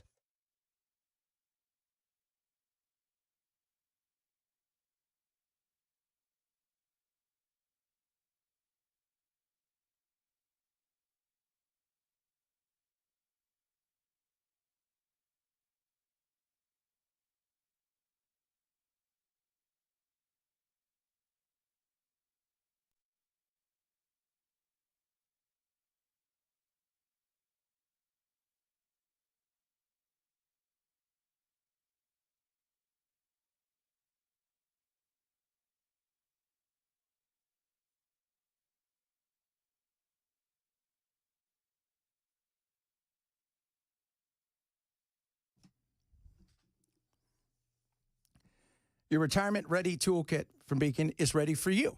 So, with all the things that are going on, presidential election, most of us wondering, okay, is everything moving in the right direction? What if something goes wrong? How would your money be affected, your investments, or even your retirement? Well, you're not alone, but there are steps you can take to be better positioned, which is what you want to do. It's always about preserving. So you deserve the confidence to know that no matter what is going on, whether it's the economy's going sideways, you have a plan to keep your financial goals in line with your life's priorities. So if you're nearing retirement, Beacon Capital Management has a free retirement-ready toolkit just for you. Maybe you're in retirement right now and you're not quite sure what's going on. Well, this is simple. It's not going to cost anything. And the great thing is they're local. You can sit down, press flash, and talk to them. They're great guys. You'll get a Money Enough for Life book, a retirement planning checklist, and a Maximizing Your Retirement Income white paper. No cost, no obligation, no pressure. Call 615-9303 to get your free retirement-ready toolkit. Beacon Capital at 615-488-9303 today, or go to askbeaconnow.com.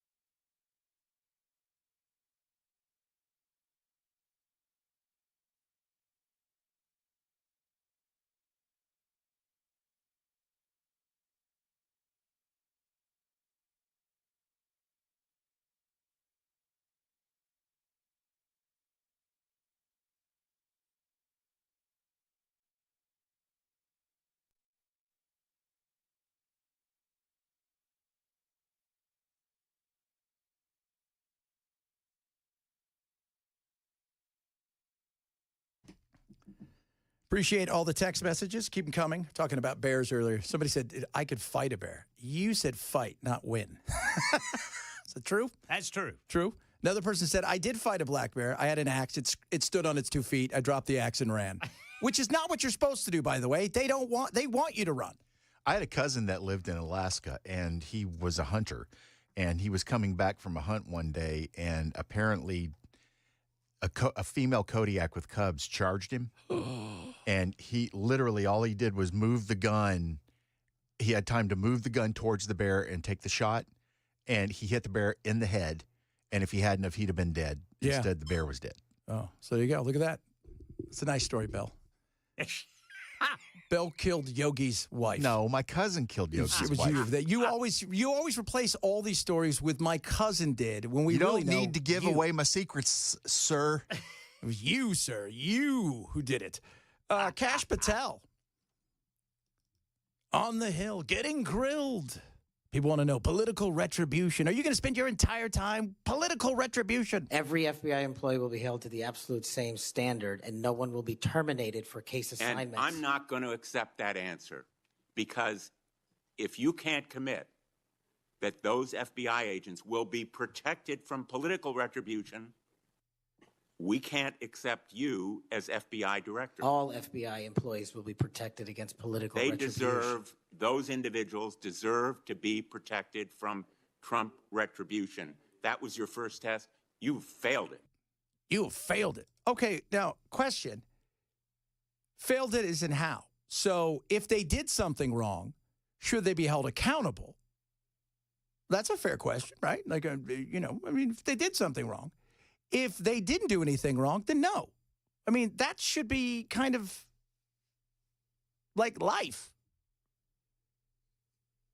Now, do I want him, I think a lot of people think this is it. He's going to get in there, strip everything down, he's going to fire everybody, he's going to go after everybody. I don't want that with Pam Bondi. I don't want that with any of them. If it comes out in the wash and you find certain things, great. I don't want anybody going after to spend their entire time making a political battle out of this. The best way to keep winning is win now and do the things you're supposed to. Yes, expose some of the ridiculousness if you find it. But if your entire time is I'm trying to find certain things and you take your eye off the ball, that's not good. He was actually asked, too, about January 6th and the pardons and the commutations. So I guess my question is this. Was President Donald Trump wrong to give blanket clemency to the January 6 defendants? Thank you, Ranking Member. A couple of things on that. One, the power of the presidential pardon is just that, the president. Well, I concede he has the authority. I'm asking, was he wrong to do it? And as we discussed in our private meeting, Senator, I have always rejected any violence against law enforcement, and I have, including in that group, is specifically addressed any violence against law enforcement on January 6th, and I do not agree with the commutation of any sentence of any individual who committed violence against law enforcement. I agree 100%. This is the way I look at the people January 6th. Many of them were overcharged.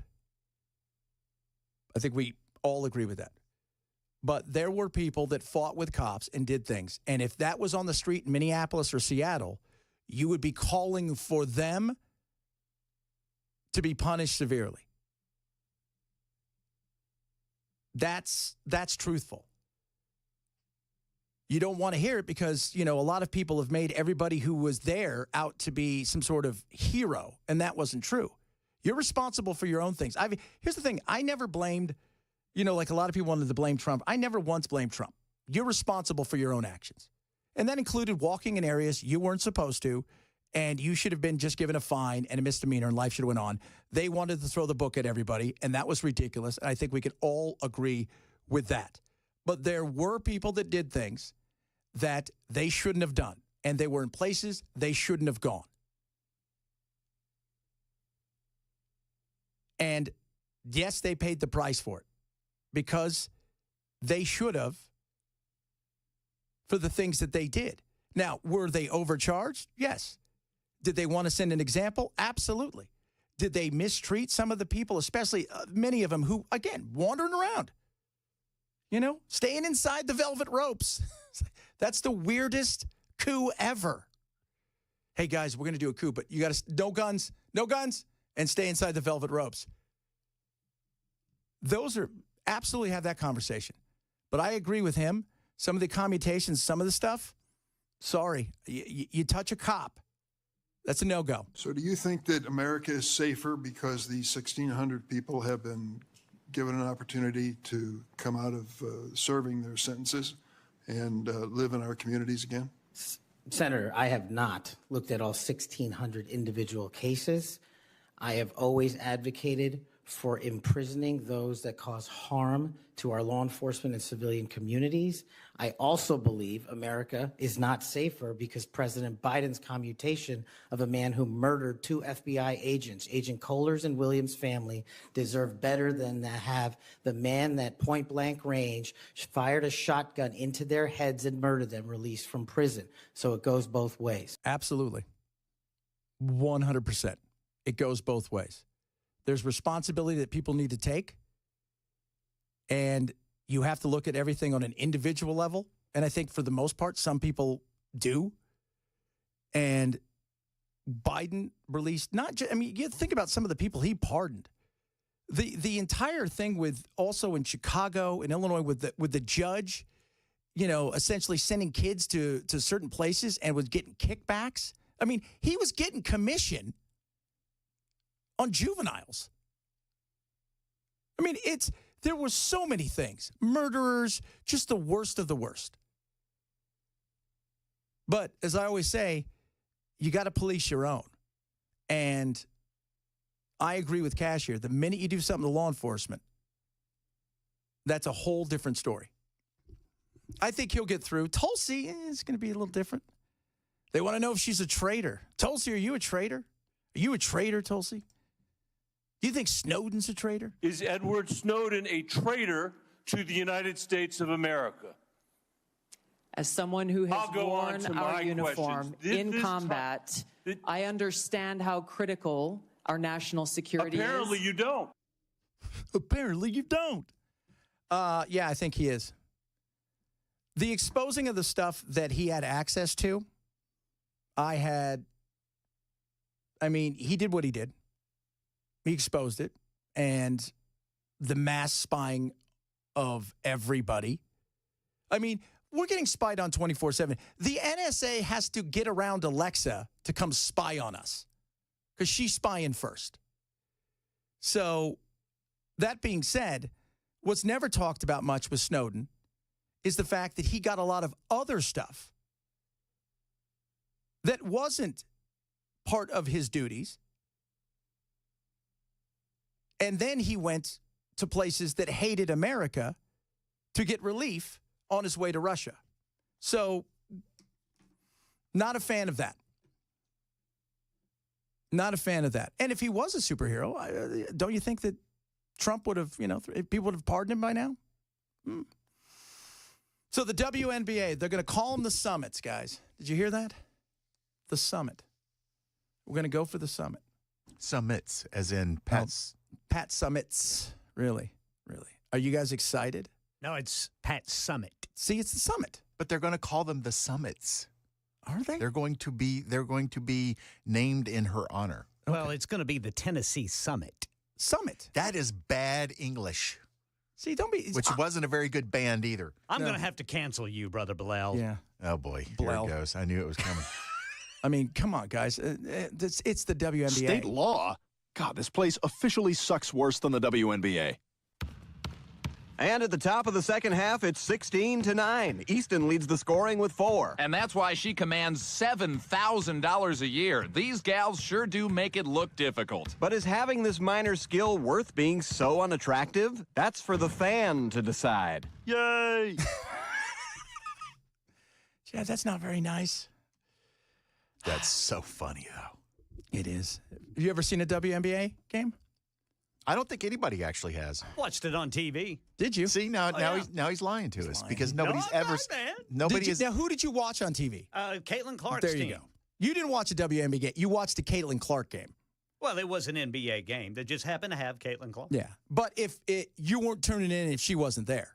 Actually, I would have because there wasn't any other sports on that particular day. Wow, you're a degenerate. He really is. I think the beard's to hide something. Go to Prize Picks, man. You'll love it. Use my code Chad. You're going to get $50 right there. Little bird. Your first $5. Little bird that lives in my beard. He'll give you. That is crazy. I have never seen a WNBA game. I've seen some highlights, and boy, I mean, who doesn't like watching somebody from 16 feet throw a two-handed set shot as hard as she can, only to miss by 4 feet? Now, Chad, you know what? Chad, what they do is they play fundamental basketball. You know what? Something though about Pat Summitt, I always thought she could have coached men, and they would have respected her. Absolutely, I think you're right. I always thought if there was ever somebody who could have coached college basketball and would have had the men's college basketball, even the pro, that would have had them look and go, I respect her, it would have been her. Yeah, without a doubt. Absolutely. I think she was just that good at her job. And she had that look, too. She did. She was no nonsense, BS. She would, you just don't even try it with her. And I think they would have respected that. Where I think, I don't know. I don't know if there's any women. I don't even know I know Caitlin Clark's the biggest star, but I don't think she's the best player. I mean, the most famous player outside of her is Brittany Griner, and everybody only knows her because of Russia. Which is, interesting when you think about it. Your fame came from the fact that you were essentially taken hostage by the Russians. That was horrible. They shaved her head because she was in Phoenix. That's where she was, and they had to shave her head because she had those dreads, and it was so cold when they're outside, her dreads would freeze, and they didn't want that to happen, so they shaved her head. Yeah, that's how cold it is there, for those of you who think, man, it's really chilly out here. Woo-hoo-hoo. Ah, my Lord. Dolly Parton's got a musical coming to Broadway, but it's coming somewhere else first. We'll talk about that. We got more on what's going on in D.C. as they start to try to figure out what took place. The NTSB is going to have a press conference soon. We'll have more on that right here as well. It is Super Talk 99.7.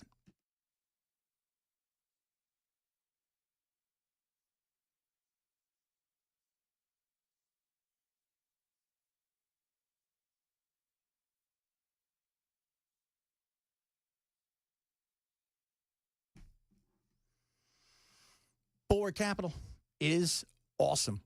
Let me tell you about Bulwark. Later on today, 3:30 Pacific, so 5:30 here. My buddy Zach Abraham, Chief Investment Officer there, is going to do a live webinar talking about what it is that they do, looking forward to 2025 and how they position themselves when it comes to retirement and investing. First and foremost, risk management, number one. Secondly, active management. This is where they're building something for you, and they're actively involved on a daily basis, making sure you're being looked after the right way. It's not a cookie-cutter solution that they offer. Sign up today. Still time to do it. Again, 5:30 our time, 3:30 Pacific. And you go to knowyourriskradio.com, KNOW, yourriskradio.com. It's easy, 30 minutes or so. Worst case scenario is you learn a little bit and go from there. Sign up now for the live webinar 2025 going on with Bulwark today, 5:30 Pacific, knowyourriskradio.com. Investment advisory services offered through Trek Financial LLC and SEC Registered Investment Advisor. Investments involve risk, not a guarantee past performance, not guarantee future results. Trek 25103.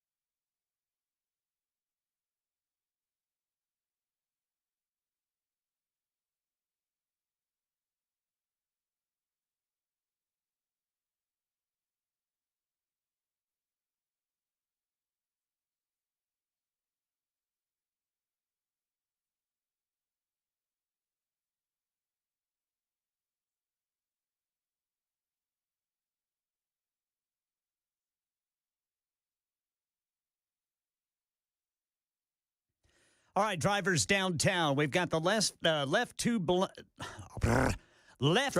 lanes blocked eastbound on the East Loop right there at Shelby Avenue. In the Napier area, we've got a disabled vehicle blocking the right lane, 40 westbound as you're approaching 24 downtown.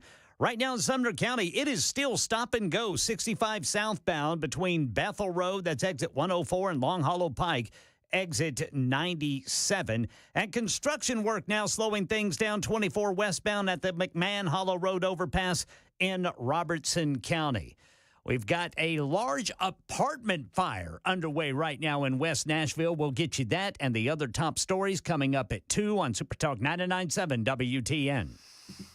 So Kash Patel earlier talking about, is political retribution. And I said, if you find something, you go after it. If there's something there. If they went after Trump illegally, if they've done any of that stuff, any FBI, anybody, cop, doesn't matter what it is, post office, yeah, that's fine.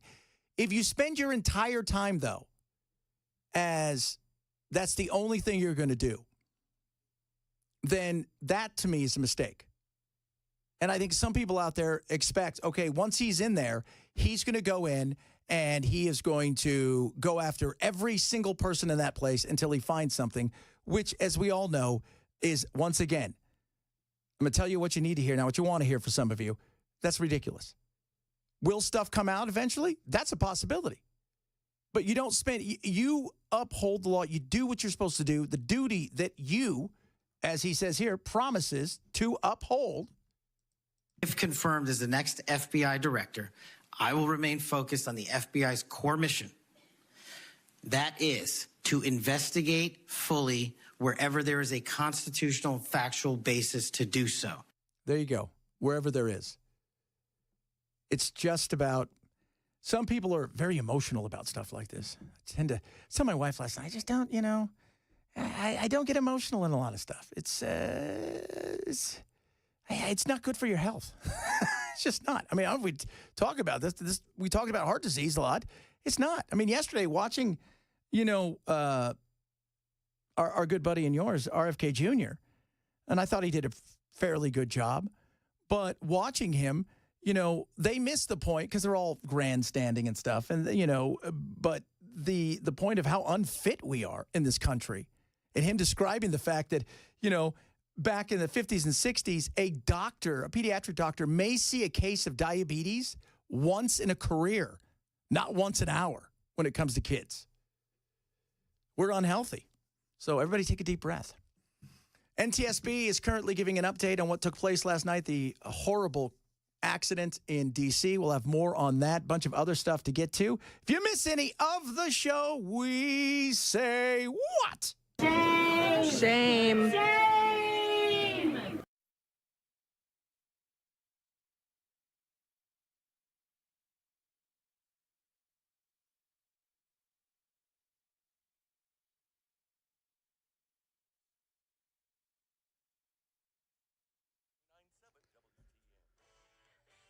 2 o'clock on the dot. I'm Ken Weaver with your top stories. Firefighters in Nashville busy right now on the west side. Large apartment with heavy smoke pouring into the air. This is on Post Road.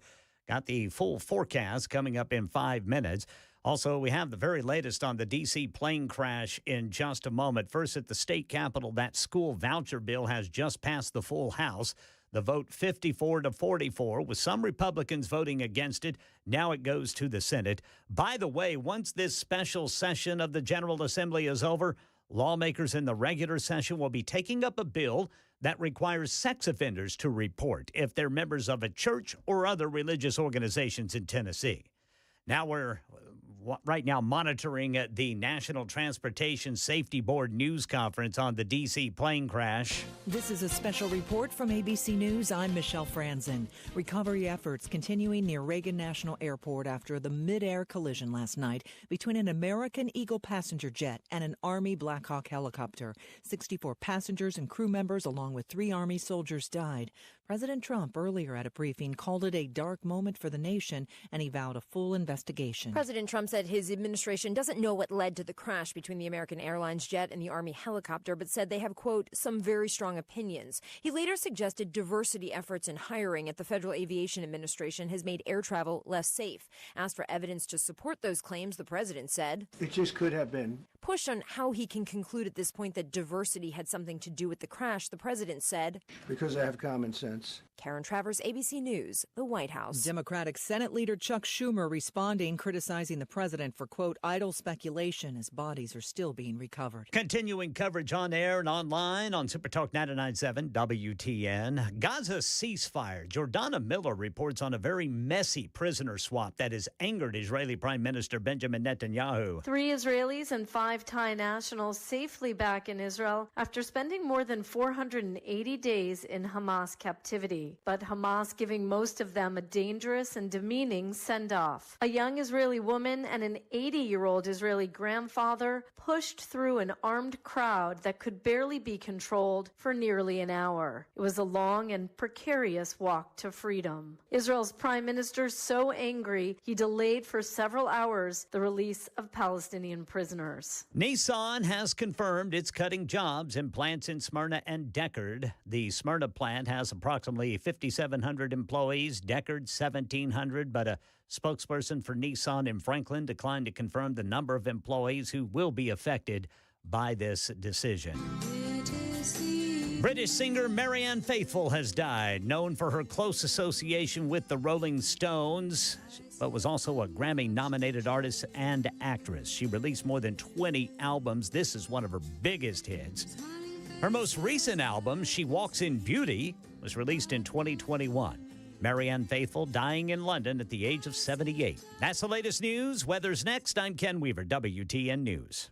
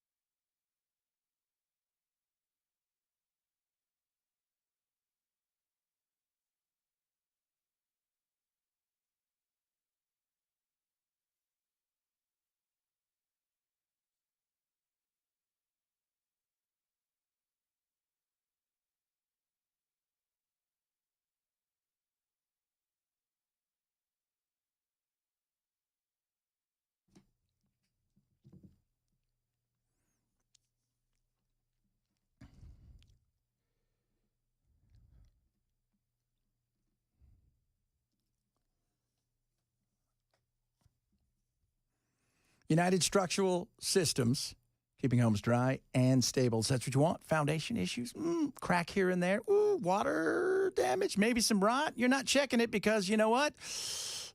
Be an ostrich, put your head in the sand, think, ooh, nothing's going to happen here. Well, it can happen. You don't want that.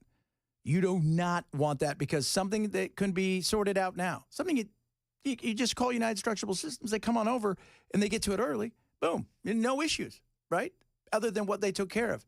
But if you don't, well then, like we know, mold, wood rot, we can go on and on and on. You don't want that. United Structural Systems has been over 30 years experience in basement and crawl space, waterproofing basements with wall stabilization, and of course, foundation repair.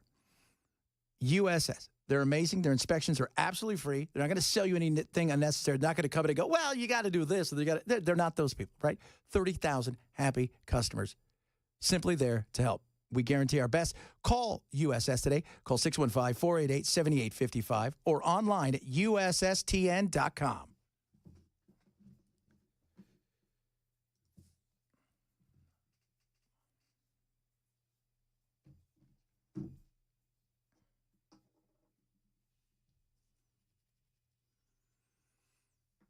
We have the NTSB right now giving an update on the horrific accident last night in D.C. A commuter jet holds about 100 people, had 64 on it, 60 passengers, 4 crew members, as well as a Black Hawk helicopter that crashed into the tail, and essentially the plane just fell apart, came down in 3 different areas in the Potomac. Nobody survived. Of course, the questions are going on. They have not recovered the black box, the recorders, the flight data recorders yet. So, and the divers are focusing on several different things. Obviously, the removal of the people that died, and they were even talking about how bad it is because, and I want you to think about this. Sometimes when you think about a plane crash, and we think something happens and it falls 30,000 feet, and it's just, but this was close to the ground, and they're still having issues with identifying bodies, and it's a horrible situation. And of course, everybody wants to know. It's human nature. Want to know. We want to know what it's all about. What happened? Some people out there have already got the speculation. Oh, it was sabotage. Or was this, that, and the other? For me, I'm not a jump to conclusions guy. I mean, if you say you have to say something now, I probably human error. Probably human error. Occam's razor. That's it. Always. Easiest answer is the answer in this one. Shortest line is the way to go. You had them doing maneuvers, and they were experienced. It was night. Was there confusion on who they should have followed? Potentially. And boom, they hit him. And the question is going to be, why did you make a beeline? What was impeding your sight? Because the one thing is, if I can see it from a camera, and think about where this happened. Is there any more surveyed place in the world, maybe outside of a few places in New York where there's cameras everywhere, than D.C. in and around that area? Probably not. So why didn't you see? What was the impediment from you seeing the airplane? My buddy Edgar is a pilot, and he flies the big boys, 747s, those big ones, the Airbus 380, kind of things. And he says, when in doubt, always trust your eyes. You got to trust your eyes sometimes. And on a clear night, what was the reason that you couldn't see that? What was the reason that you flew straight? And, I was even listening to a little bit of Dan today with his eye, which is interesting. You guys didn't see poor Dan. He had the patch on. And did you see the patch? Oh, from his cataract surgery? Yeah. He says he was getting it off today. But, he was telling me, it's just a little different because you're, trying to grab for things to reach, and you only got one eye. Did he do the whole show as a pirate? He did. He did. Normally, he just does that on Talk Like a Pirate. But, we're talking to him, and, as I was chatting with him, it's like everybody wants to know, like, what happened. This and the conspiracy theories are everywhere, and it's sometimes in life, the answer is just the answer, and it might not be the answer we want, because for some people, this want to have a conspiracy, that there's some sort of grand group of puppeteers that are orchestrating something. We don't know what it's going to be. I mean, it could be a medical emergency. The guy flying the helicopter could have had a medical emergency. That is always a possibility. I mean, but everybody jumps to, it was a grand conspiracy. Who fly in the helicopter? Why are they there? All of those things, we don't know. Today, Trump talking about DEI and making some sort of assertion that, it's because diversity, equity, inclusion? Are you saying this crash was somehow caused and the result of diversity hiring? And what evidence have you seen to support these claims? It just could have been. We have a high standard. We've had a much higher standard than anybody else. And there are things where you have to go by brain power. You have to go by psychological quality. Yeah, because the stuff that, Bell and I were laughing before as he read off all the things that were on the site for, for the government and the FAA, including, everything from being quadriplegic to mental issues to all kinds of things. And look, you don't want to discriminate against anybody.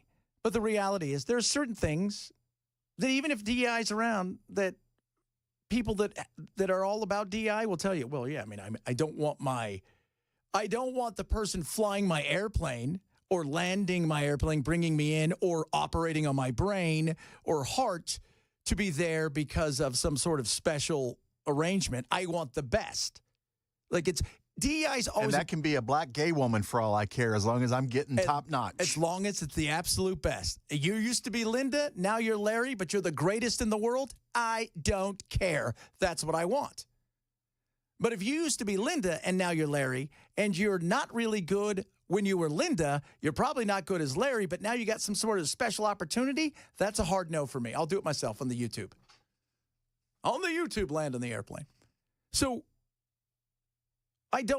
where's the evidence? I mean, that's just, coming out and going after it. And for some people, they're like, yeah, that's what he should do. No, people died. And you should be angry and frustrated over the situation. But I didn't want people to make it political when it came to, because there were people out there already blaming Trump. And I'm like, are you guys serious? You guess, how could you? First of all, Pete Hegseth, that was another one I saw. Well, he's in charge of the Pentagon now, and I'm like, are you serious? Like, this is ridiculous. But we're at that point now in politics where we go after our political opponent. There is no longer let's let the dust settle and let's figure out the what before we start blaming the who. I'm trying to figure out how you can come to the conclusion right now that diversity had something to do with this crash. Because I have common sense. Okay. So the common sense on this one is that's what I want to know. What was the reason for that? It's to make a point. You're already president. And like I said, the ridiculousness today of listening to some of the stuff that they listed as people they were actively looking for. Sorry, no, that's not what you're looking for. You're looking for the best. And being a air traffic controller, by the way, is so tough. You can't be older than, I think, 25 before you get into the program. You're only going to be there for a few years. The stress is immense. The psychological stuff that you have to go through before you even get a chance to start training. It is so tough. Yeah, the pay's good. You know when your shifts are because they bid at them every year. So you know exactly every day when you're going to be. But you are absolutely glued to it because you're in charge of human beings' lives. There's a reason they say there's X amount of souls in the sky that we're in charge of. And they always say that. Like, well, I'm in charge of, there's 243 souls on that plane. Because it's that important. And the stress, the mental stress. And, you guys may be a little older, you understand. Younger, you may not. But in the 80s, there was a huge problem with air traffic controllers. Yeah, they went on strike, but they had issues with cocaine because some of them were having to stay up for days. They had issues with suicide, depression, alcoholism. That's why they shortened the length that they can work before they had to retire because it's so stressful. Imagine going to work every night and you're in charge of lives. That's pretty stressful. And in today's world, you can't have your phone, which is doubly stressful. You think that might be the most stressful thing of all. So it's a tough job.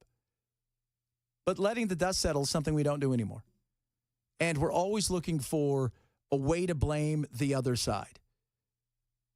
I look at this as yesterday, while we were on the show, those people were alive. They were living their life. Some of them getting ready to go home. Some of them coming back from a business trip. You had all of the ice skaters. A lot of them that were a part of this and ended up dying, including some coaches and some youngsters who were, had a future in front of them. And so it's a situation where politics will be played, but I think in certain instances, we need to be honest with ourselves. We are going to conduct a thorough investigation of this entire tragedy, looking at the facts. I don't want the facts. I want the hysteria. Give me the hysteria. That matters more than the facts. So that's the NTSB. Again, the whole government effort to investigate the midair crash is going on. And Sean Duffy, who is a very nice guy, he is the new transportation secretary, took over for Buttigieg. This was like his first day on the job. We haven't had a plane crash for 15 years. This is what he had to say about our airspace because people are worried. We have early indicators of what happened here, and I will tell you with complete confidence, we have the safest airspace in the world. We do. And more often than not, when there's an issue, it's human error. Because I've yet to meet a perfect person, and all of us err. I do it, you do it. So when there is something like this, and that's why you said Occam's razor earlier, is I wouldn't be surprised if this was a human error. And not that somebody went to the wrong place. They just thought they were going in the right direction and didn't.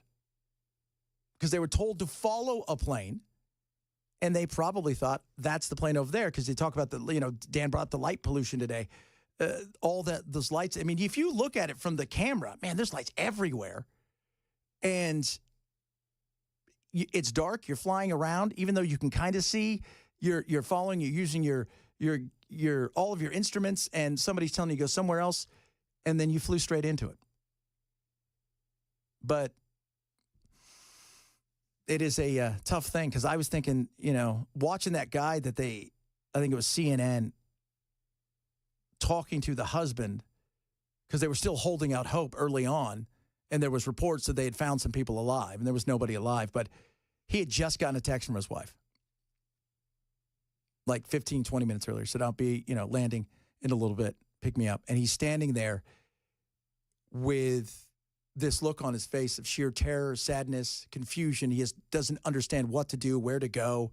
And all of a sudden, as you're standing there, here comes a bunch of people with cameras going, how do you feel? Awful, confused, scared. Yeah. Sad indeed. My Lord. We should need to talk about something good. And by the way, thank you guys for all the WNBA stuff. I don't hate the WNBA. That is Bell. I don't hate them. I just find them, to have little to no value. Yeah. I mean, the company, as a business, it can't even stand on its own feet. Here's the thing. Caitlin Clark changed everything. And we should talk about this in a little bit. And partly why the difference between, say, women's tennis compared to other things like the WNBA and why women's tennis is in a different world comparatively to a lot of women's sports. We'll do that, bunch of other stuff, including some immigration stuff later because we had a kerfuffle yesterday here in the state capitol. It is the Chad Benson Show, Super Talk, 99.7.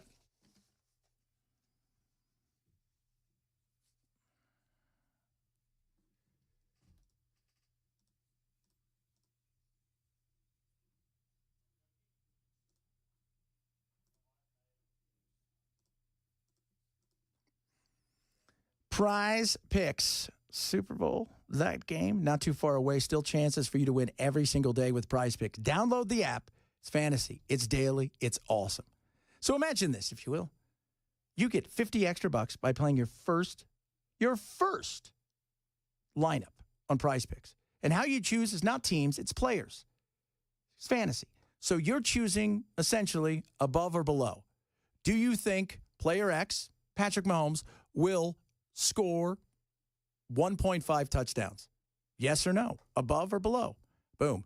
Then you set the lineup with another player. Do you think this time Saquon Barkley will rush for over 102 yards? Above or below? Yes or no? Your lineup is set. It's that simple. You're going up to 1,000 times your money. Plenty of bonuses, plenty of promos every single day. It is done right.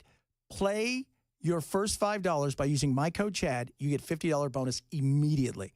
Go to Prize Picks, download the app now. Prize Picks, run your game.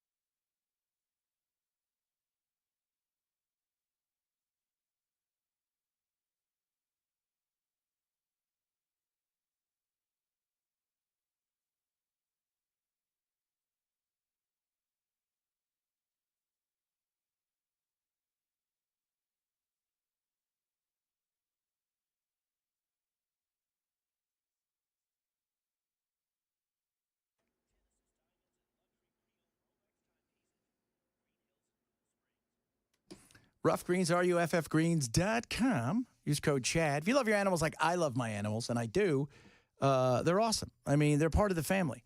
And I want to make sure they're taken care of, and that's why I give them Rough Greens every day. It is a powdered supplement with vitamins, minerals, probiotics, omega-369, formulated for your dog and your cat. They got Meow Greens and Rough Greens. And the food that we give our animals, it's not fresh. Let's be real. Even when we think it's super fresh, the reality, it's supposed to be shelf stable, so it can live in a shelf for a while. And a lot of times, the nutrients and stuff are trapped in there. Rough Greens adds to all that, brings it to the top. Vegetables, it's going to help your animals in so many ways. Energy level, aches and pains in their joints, teeth, gums, great for their digestive tract and their skin and fur. Try a Jumpstart trial bag today from Rough Greens or Meow Greens for free. All they ask you to do is cover the cost of shipping. It's truly that simple. ruffgreens.com. Use my code CHAD. $20 value, free for you. Ruffgreens.com. Use code CHAD. Drivers, we got a mess out there. Downtown, a vehicle fire now blocking the left two lanes, the eastbound East Loop at Shelby Avenue. In Rutherford County, 24 westbound, the left lanes are blocked in both directions as you're approaching Epps Mill Road. In Antioch, we've got an overturned vehicle. The right lane blocked, 24 westbound, right before Harding Place. In Sumner County, right lane blocked, 65 southbound near Bethel Road. We've got an apartment complex fully involved on fire in West Nashville, and an update on Governor Lee's school voucher bill and the D.C. plane crash coming up at 2:30. Super Talk 99.7 WTN. This is one of the biggest, most complicated airspaces in the country and airports. These are the most advanced and qualified people. There is no evidence suggesting that any one specific person in that tower is responsible for this crash. That is a response to Trump today saying it's about diversity, it's about equity and inclusion, which we all know is a bunch of baloney and crap, and it's a racket. It is. It's always been a racket. But if there's a steady paycheck in it, I'll believe anything you say. Thank you very much, Eddie Murphy. But the fact is we're less than 24 hours since it, and coming out and kind of making this about that. I just thought there's a time and a place. And when you have people grieving their family members, flying in, and you're trying to, like, if diversity, equity, inclusion, which will come out in the wash, it'll come out if this is what, if they found out, hey, they hired a person who had no reason to be hired to handle anything, then absolutely bring that up. But to make it something when the focus should be on what can we do for the families, what can we do for everybody else, I think is, to me, I thought it was a swing and a miss. I did. Not at this moment in time. And several of you are like, well, no, we have to focus on that. Others are like, well, you know what? Which I'm surprised would say, look, no, I agree. At this point in time, there was no reason for it. We were talking earlier about the WNBA, and I'm going to tell you why. The difference between the WNBA gets crap because it's not been a good product. It hasn't been. And why women's tennis flourishes. There's a few reasons. One of them, and let's not pretend, it's sex appeal, okay? The women's tennis has tons of sex appeal. Plus, the average dude doesn't think they can beat a professional women's tennis player. They don't. But the average guy who plays played high school basketball, pretty fit, thinks they could take on a WNBA player.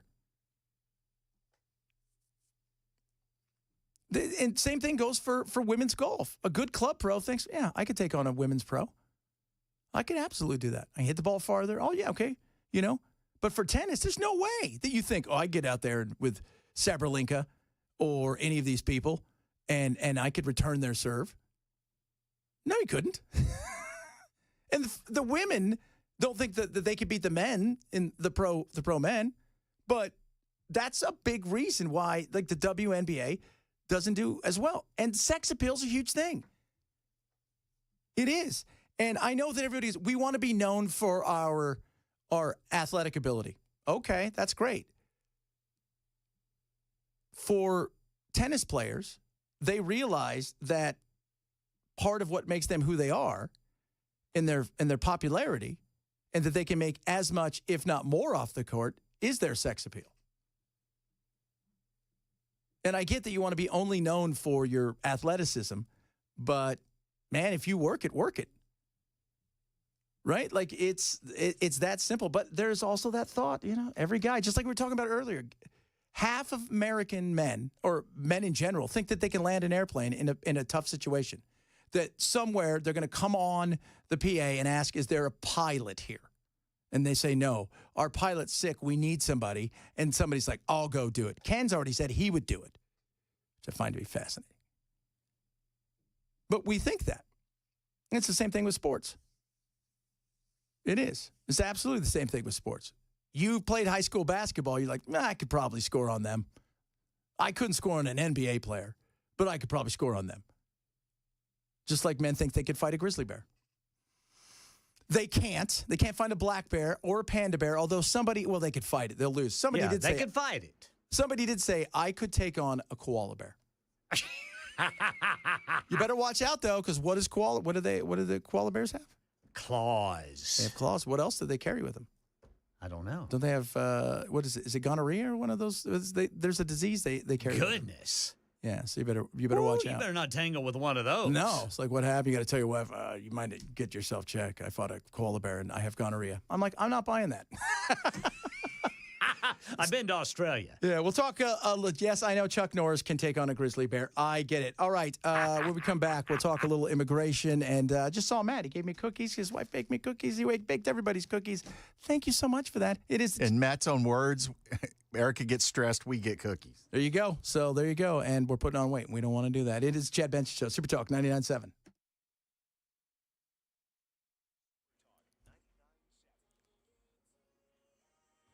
.2:30 on the dot. I'm Ken Weaver with your top stories. Full forecast coming up in 5 minutes. Right now, Nashville firefighters on the scene of an apartment fire. This is 4500 Post Road, Hillwood Apartments in West Nashville. Thick black smoke still pouring into the air. Flames are visible. This is a 2-alarm fire. At the state capitol, Governor Lee's school voucher bill has passed the full House and will be taken up by the full Senate. And D.C. plane crash. We are going to conduct a thorough investigation of this entire tragedy, looking at the facts. That is NTSB Chair Jennifer Homendy at the briefing that wrapped up moments ago. They have not recovered either of the flight recorders, that of the American Airlines regional jet or the Army Black Hawk helicopter colliding over the Potomac River. Earlier this morning, President Trump was asked about his speculation over DEI policies playing a role. President Trump said his administration doesn't know what led to the crash between the American Airlines jet and the Army helicopter, but said they have, quote, some very strong opinions. He later suggested diversity efforts in hiring at the Federal Aviation Administration has made air travel less safe. Asked for evidence to support those claims, the president said, it just could have been. Pushed on how he can conclude at this point that diversity had something to do with the crash, the president said, because I have common sense. The collision happened around 9 o'clock Eastern time last night. The airlines, American Airlines Bombardier's CRJ 700 regional jet was on approach to the airport, Reagan International. 67 people died, including the 3 crew members on the helicopter when they collided.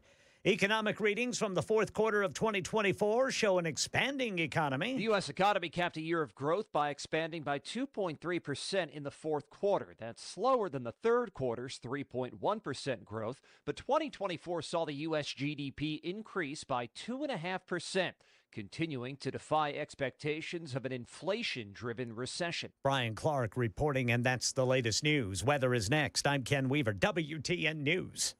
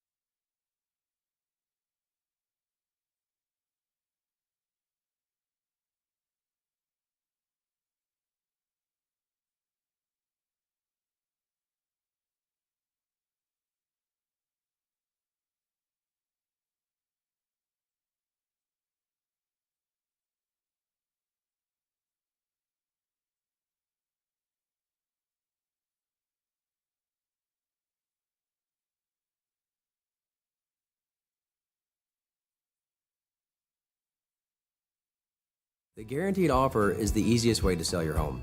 It's really simple. We bring you an all-cash offer. You close in as little as 21 days. No home inspections, no lockboxes, no open houses. Go to markspain.com to get a guaranteed offer and start packing.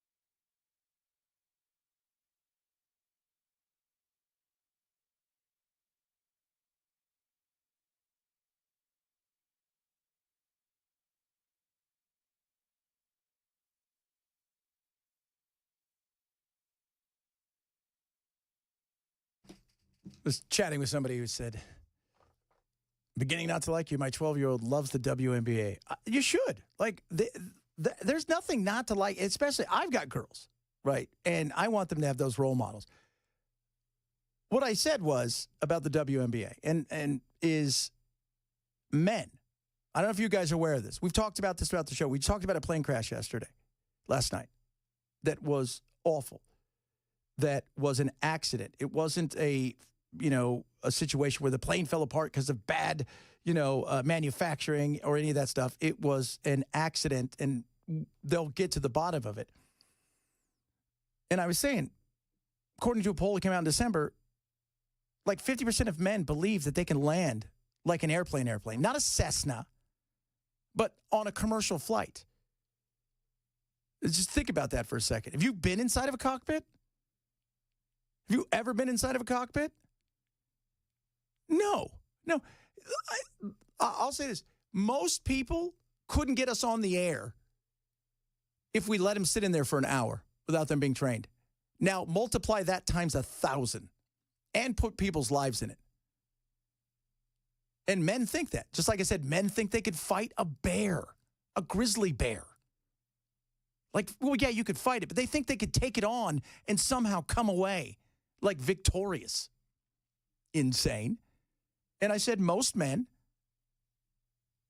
believe that because they played high school basketball or something, that they could take on and beat a WNBA player because physically their size and everything, they think the athleticism, because men are delusional. We're all delusional. We all have that dream of what could have been this. But I said the difference between men in something like tennis, most men never played tennis. So we don't think we could beat a tennis player. We don't think we could do that. That's what I said. Because that's the way that men think. Right or wrong, it's the way they think. And I know for some people it's frustrating out there. Some of you too, you're a sneaky lefty because you're not supporting Trump. No, I support Trump. Wait, hold on. You're not supporting Trump? When did you say that? Where did that come from? I don't know. Because I criticized him for... Trump should be criticized when he does stupid stuff. Absolutely. And that's just it. If he does... Here's the thing. Never fall in love with a politician. Fall in like. Always make sure that they are continuing to do the things that you want them to do. But hold them accountable. No, today was not the place to do it. DEI. Criticize Pete Buttigieg. This was not the time. There will be a time and a place, especially when everything is said and done and the investigation is done, there are still bodies a few miles away from where he's given that speech. So there's a time and a place. Absolutely there is. But I didn't think this was it. And it has nothing to do with whether or not I support him. Here's the thing. You can't hold your own accountable and say, you know what, maybe this wasn't the right time. And because we live in this tribal world, people are terrified to go against the tribe, even if they think, that's not right. That's not right. Because I don't want to be thrown out of the tribe. But I've always said this on all my shows. I'm going to tell you what you need to hear, not what you want to hear. Because I'm into information and truth and data. I'm not into affirmation. That's not my thing. There's plenty of trust me, man, there's plenty of those guys out there that will tell you everything you want to hear. Everything. Speaking of want to hear, for some of you, very excited about what's going on at State Capitol. Because there's a new, wait, what? You can't even vote for the whole immigration thing? What was this? Senate passed Governor Lee's immigration bill during the special session, but discussions over this plan came to a dramatic halt earlier in a House committee. Now, video shows a woman, look at this, being carried out of that hearing. Her name is Ashley Warbington. She had just testified against the bill that would make it a felony for local officials to vote to establish sanctuary cities in state. It also provides incentives for enforcing President Trump's immigration policies here in Tennessee. Warbington says her husband is an undocumented immigrant.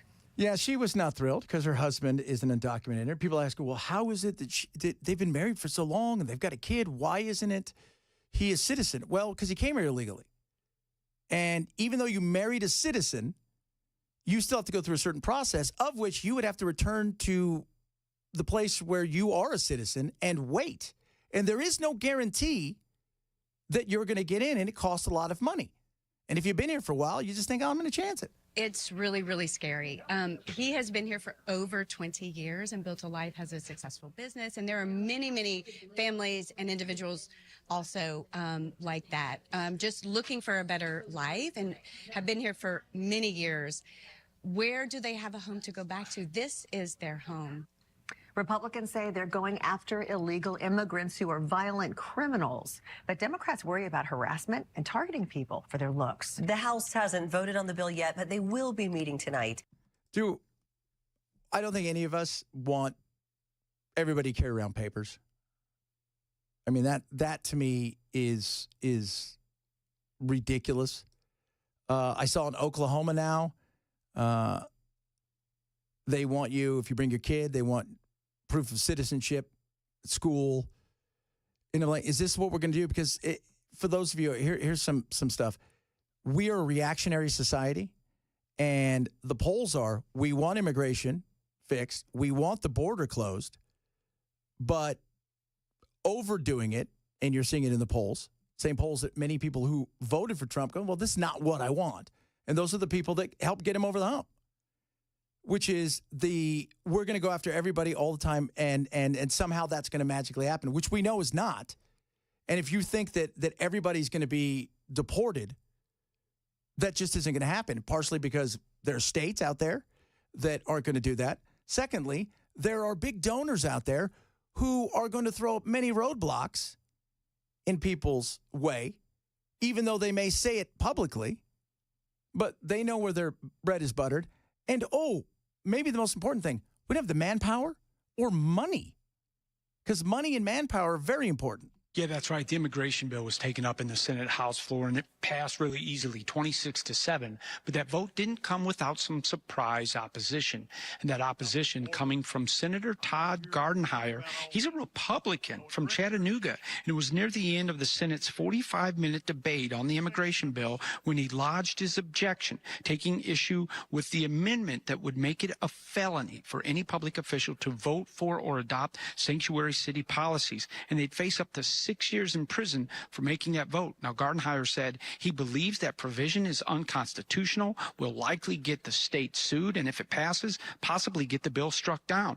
The senator also said he found the provision troubling for another reason. It threatens elected officials and tells them how to vote. Which I agree. We're not even we're talking about making it a crime for voting. That's insane. So you're going to make, just for voting a certain way, you're going to make that a crime. I feel like that's feels a little unconstitutional. We're going to tell an elected official, forget the issue. The issue is not important to me here. The issue is we're telling an elected official, you can't cast a vote. That, to me, is not part of being a republic. No, it's not.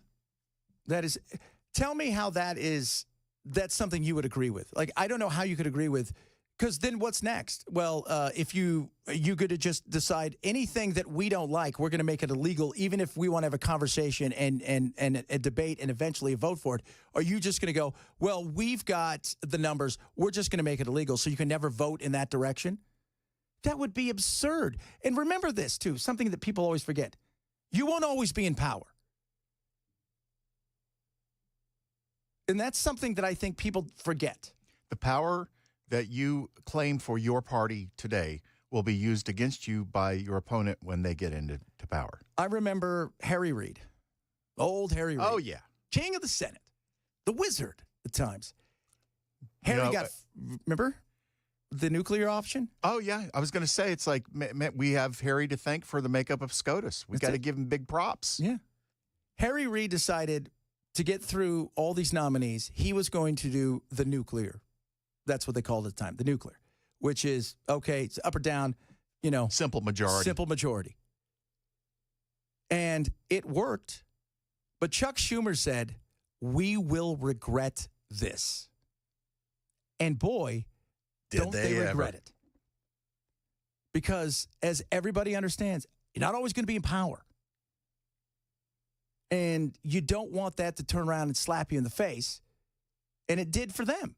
Because he knew. And Chuck Schumer, and a lot of people knew. While they're voting, going, all right, it's great, we're getting people through, they also knew, you're doing something that feels like you're overstepping, that was put in place as a process to protect something like this, so maybe you're the wrong people to have the power. And then what ended up happening? Now we've got this situation here where it's a simple majority. And now, as you said, you people can blame Trump, they can blame this or that, or Ruth Bader Ginsburg for hanging on too longer. Harry Reid, who do you blame? It's 6-3 now because of Harry Reid.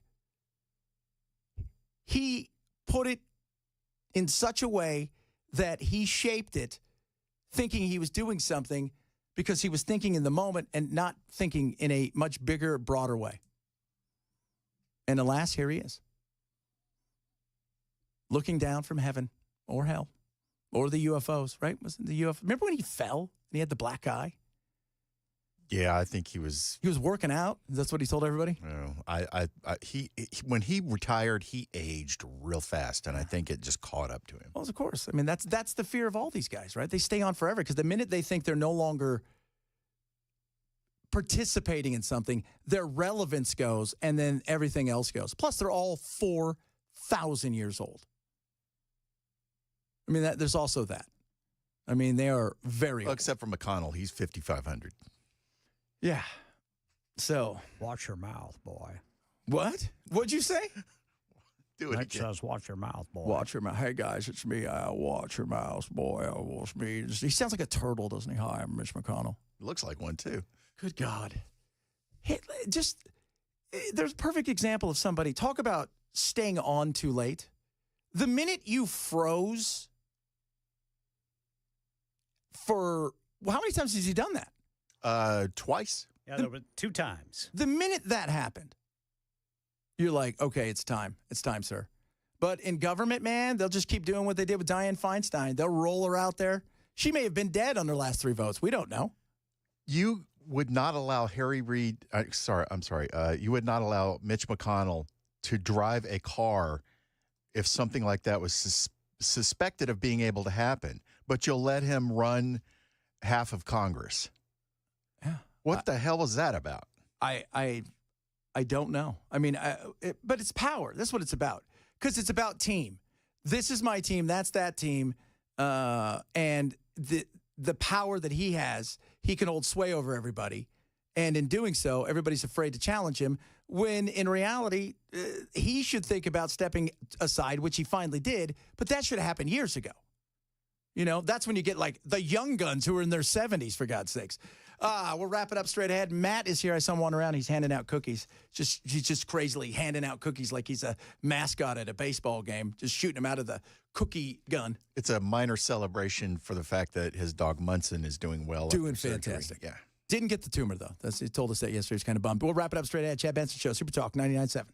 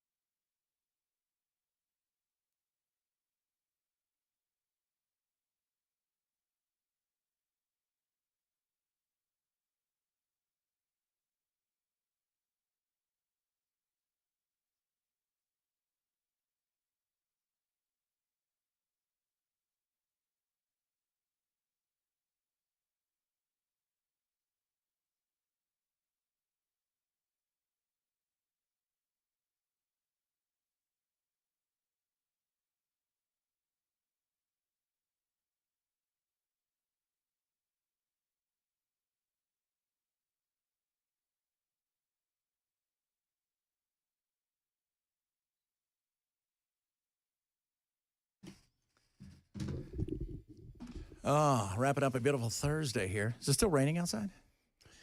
It's raining. Unto each life some rain must fall, Chad. And today's our day. It is. I brought an umbrella. Excited because I walked here. Good for you. It's I gorgeous have a outside. parka. Well, not a parka. It's a coat. That's not on me currently. No, I was going to say you're wearing a. Obviously, you're not Virgil Reeves. Oh, you know Virgil? I do. Good. And the for you. Wonder stuff. No, that's Vic Reeves. You don't work for Monsanto. You don't know Virgil? You don't work for Monsanto? I do not work for Monsanto. I just have that guy's shirt. What'd that cost you? Like $4. There you go, man. I love that. The Nashville Fairgrounds every month? Belle, do you know? Every month, the fairgrounds, the flea market? Flea market? Yeah. I got this at the Nashville Fairgrounds flea market for like $4. Yeah, it's every month. Yeah, That once is a month. awesome. It's nicely pressed. It was still in the dry cleaning deal. And then I went home and I looked it up, and I think we lost Virgil in 2018, I think. You weren't a dead guy. God bless Virgil. Oh, God. I am. My fear is I haven't been able to wear it, and I lost a little weight, and I was able to get into it. I was like, oh, I'm going to wear this shirt, and then I'm on the way to work, and I'm thinking, well, people are going to ask me about Virgil. And I'll say, you don't know Virgil? Come on, man. And then maybe I hope that someone who knew Virgil watches or listens to the show, and they'll call up and they'll let us know about Virgil. Well, if you have a chance to call up and you knew Virgil, tell the story of Virgil and Monsanto. I don't know. What is Monsanto? What do you think? It's one of those massive, like big time, huge. Like they're the ones who do the genetic stuff for the corn and things. Oh, did like they that. really? Yeah. Oh, excellent. So I was fascinated with this. I mean, I like the idea of wearing somebody's shirt, but that's not me. But I was fascinated. I don't know that I've ever seen someone put their full name on their work shirt. No, that's kind of weird. Typically, they might do the last name. Yeah. But then it's just the last name. Yeah. Or they do the first name. Or an initial. Oh, yeah. But they're not doing that. My grandpa was Cecil Robert, so he was CR. That's everybody called as you would be, and everybody called him CR. So he was CR on his work. That's shirt. VR right there, ladies There and you gentlemen. We got Mr. Murphy in here, and we got MM here. What are you talking about today? I mean, obviously, the obvious storylines are the continuing confirmation hearings with Kash Patel today, Tulsi Gabbard on the Hill today. We'll follow up with a little Robert Kennedy we weren't able to get to. But, the big story is clearly the airplane crash and the subsequent press conference. The press conference, I respect and listen to you on the way in. I don't get nearly the heartburn that some are getting over Donald Trump having the audacity to bring up that maybe DEI could impact some of these types of events, given the fact that, there's a current lawsuit going on where, 3,000 white males claim that they were denied applications to air traffic control that stuff hasn't because gone they're on. white males. But my thing is, I always think there's a time and a place for certain things. And I think if you're still dragging bodies out of the water a couple miles away, maybe you could have come at it in a different way. Some people are like, I hope he does this all the time. For me, because what happens if it's 3 white males that were flying the planes and everything was fine? We're not going to hear anything other than that. Donald Trump did not say that's the cause. He said that's a possibility. Of course, yeah. And I didn't say. I just said. To me, I just don't like the idea that the mainstream media determines what possibilities they're willing to speculate on and what we're not. Like, who tells us that we're allowed to speculate on operator error? We're allowed to speculate on miscalculation. We're allowed to speculate on a medical issue, but we're not allowed to speculate on the fact that perhaps DEI programs made air traffic control ineffective. Like, who decides where that here's line the thing. is? First of all, I'm one of these guys that's like, I'd like to measure twice, cut once. But no, I think for me, I said last night, I turned to my wife after this, I said, I can guarantee you tomorrow, this will be a DEI thing. And she laughed. And sure enough, by the end of the night. But just like I can guarantee. But it's not a DEI thing because Donald Trump made it a DEI thing. It's a DEI thing because CNN and the liberal networks are running with that, saying that he blamed it on DEI, which he did not do. No, he didn't blame it on DEI, but to me, I think there's a time and a place to have conversations about this. Sure. That's fair. We no longer, we're stepping over the dead bodies to make a point, Absolutely which I fair. think is the issue that I had. No, absolutely fair. We operate way too much at breakneck speed. I agree with that 100%. Matt Murphy straight ahead, or Cecil, or Virgil, or whoever you want. It's Super Talk 99.7.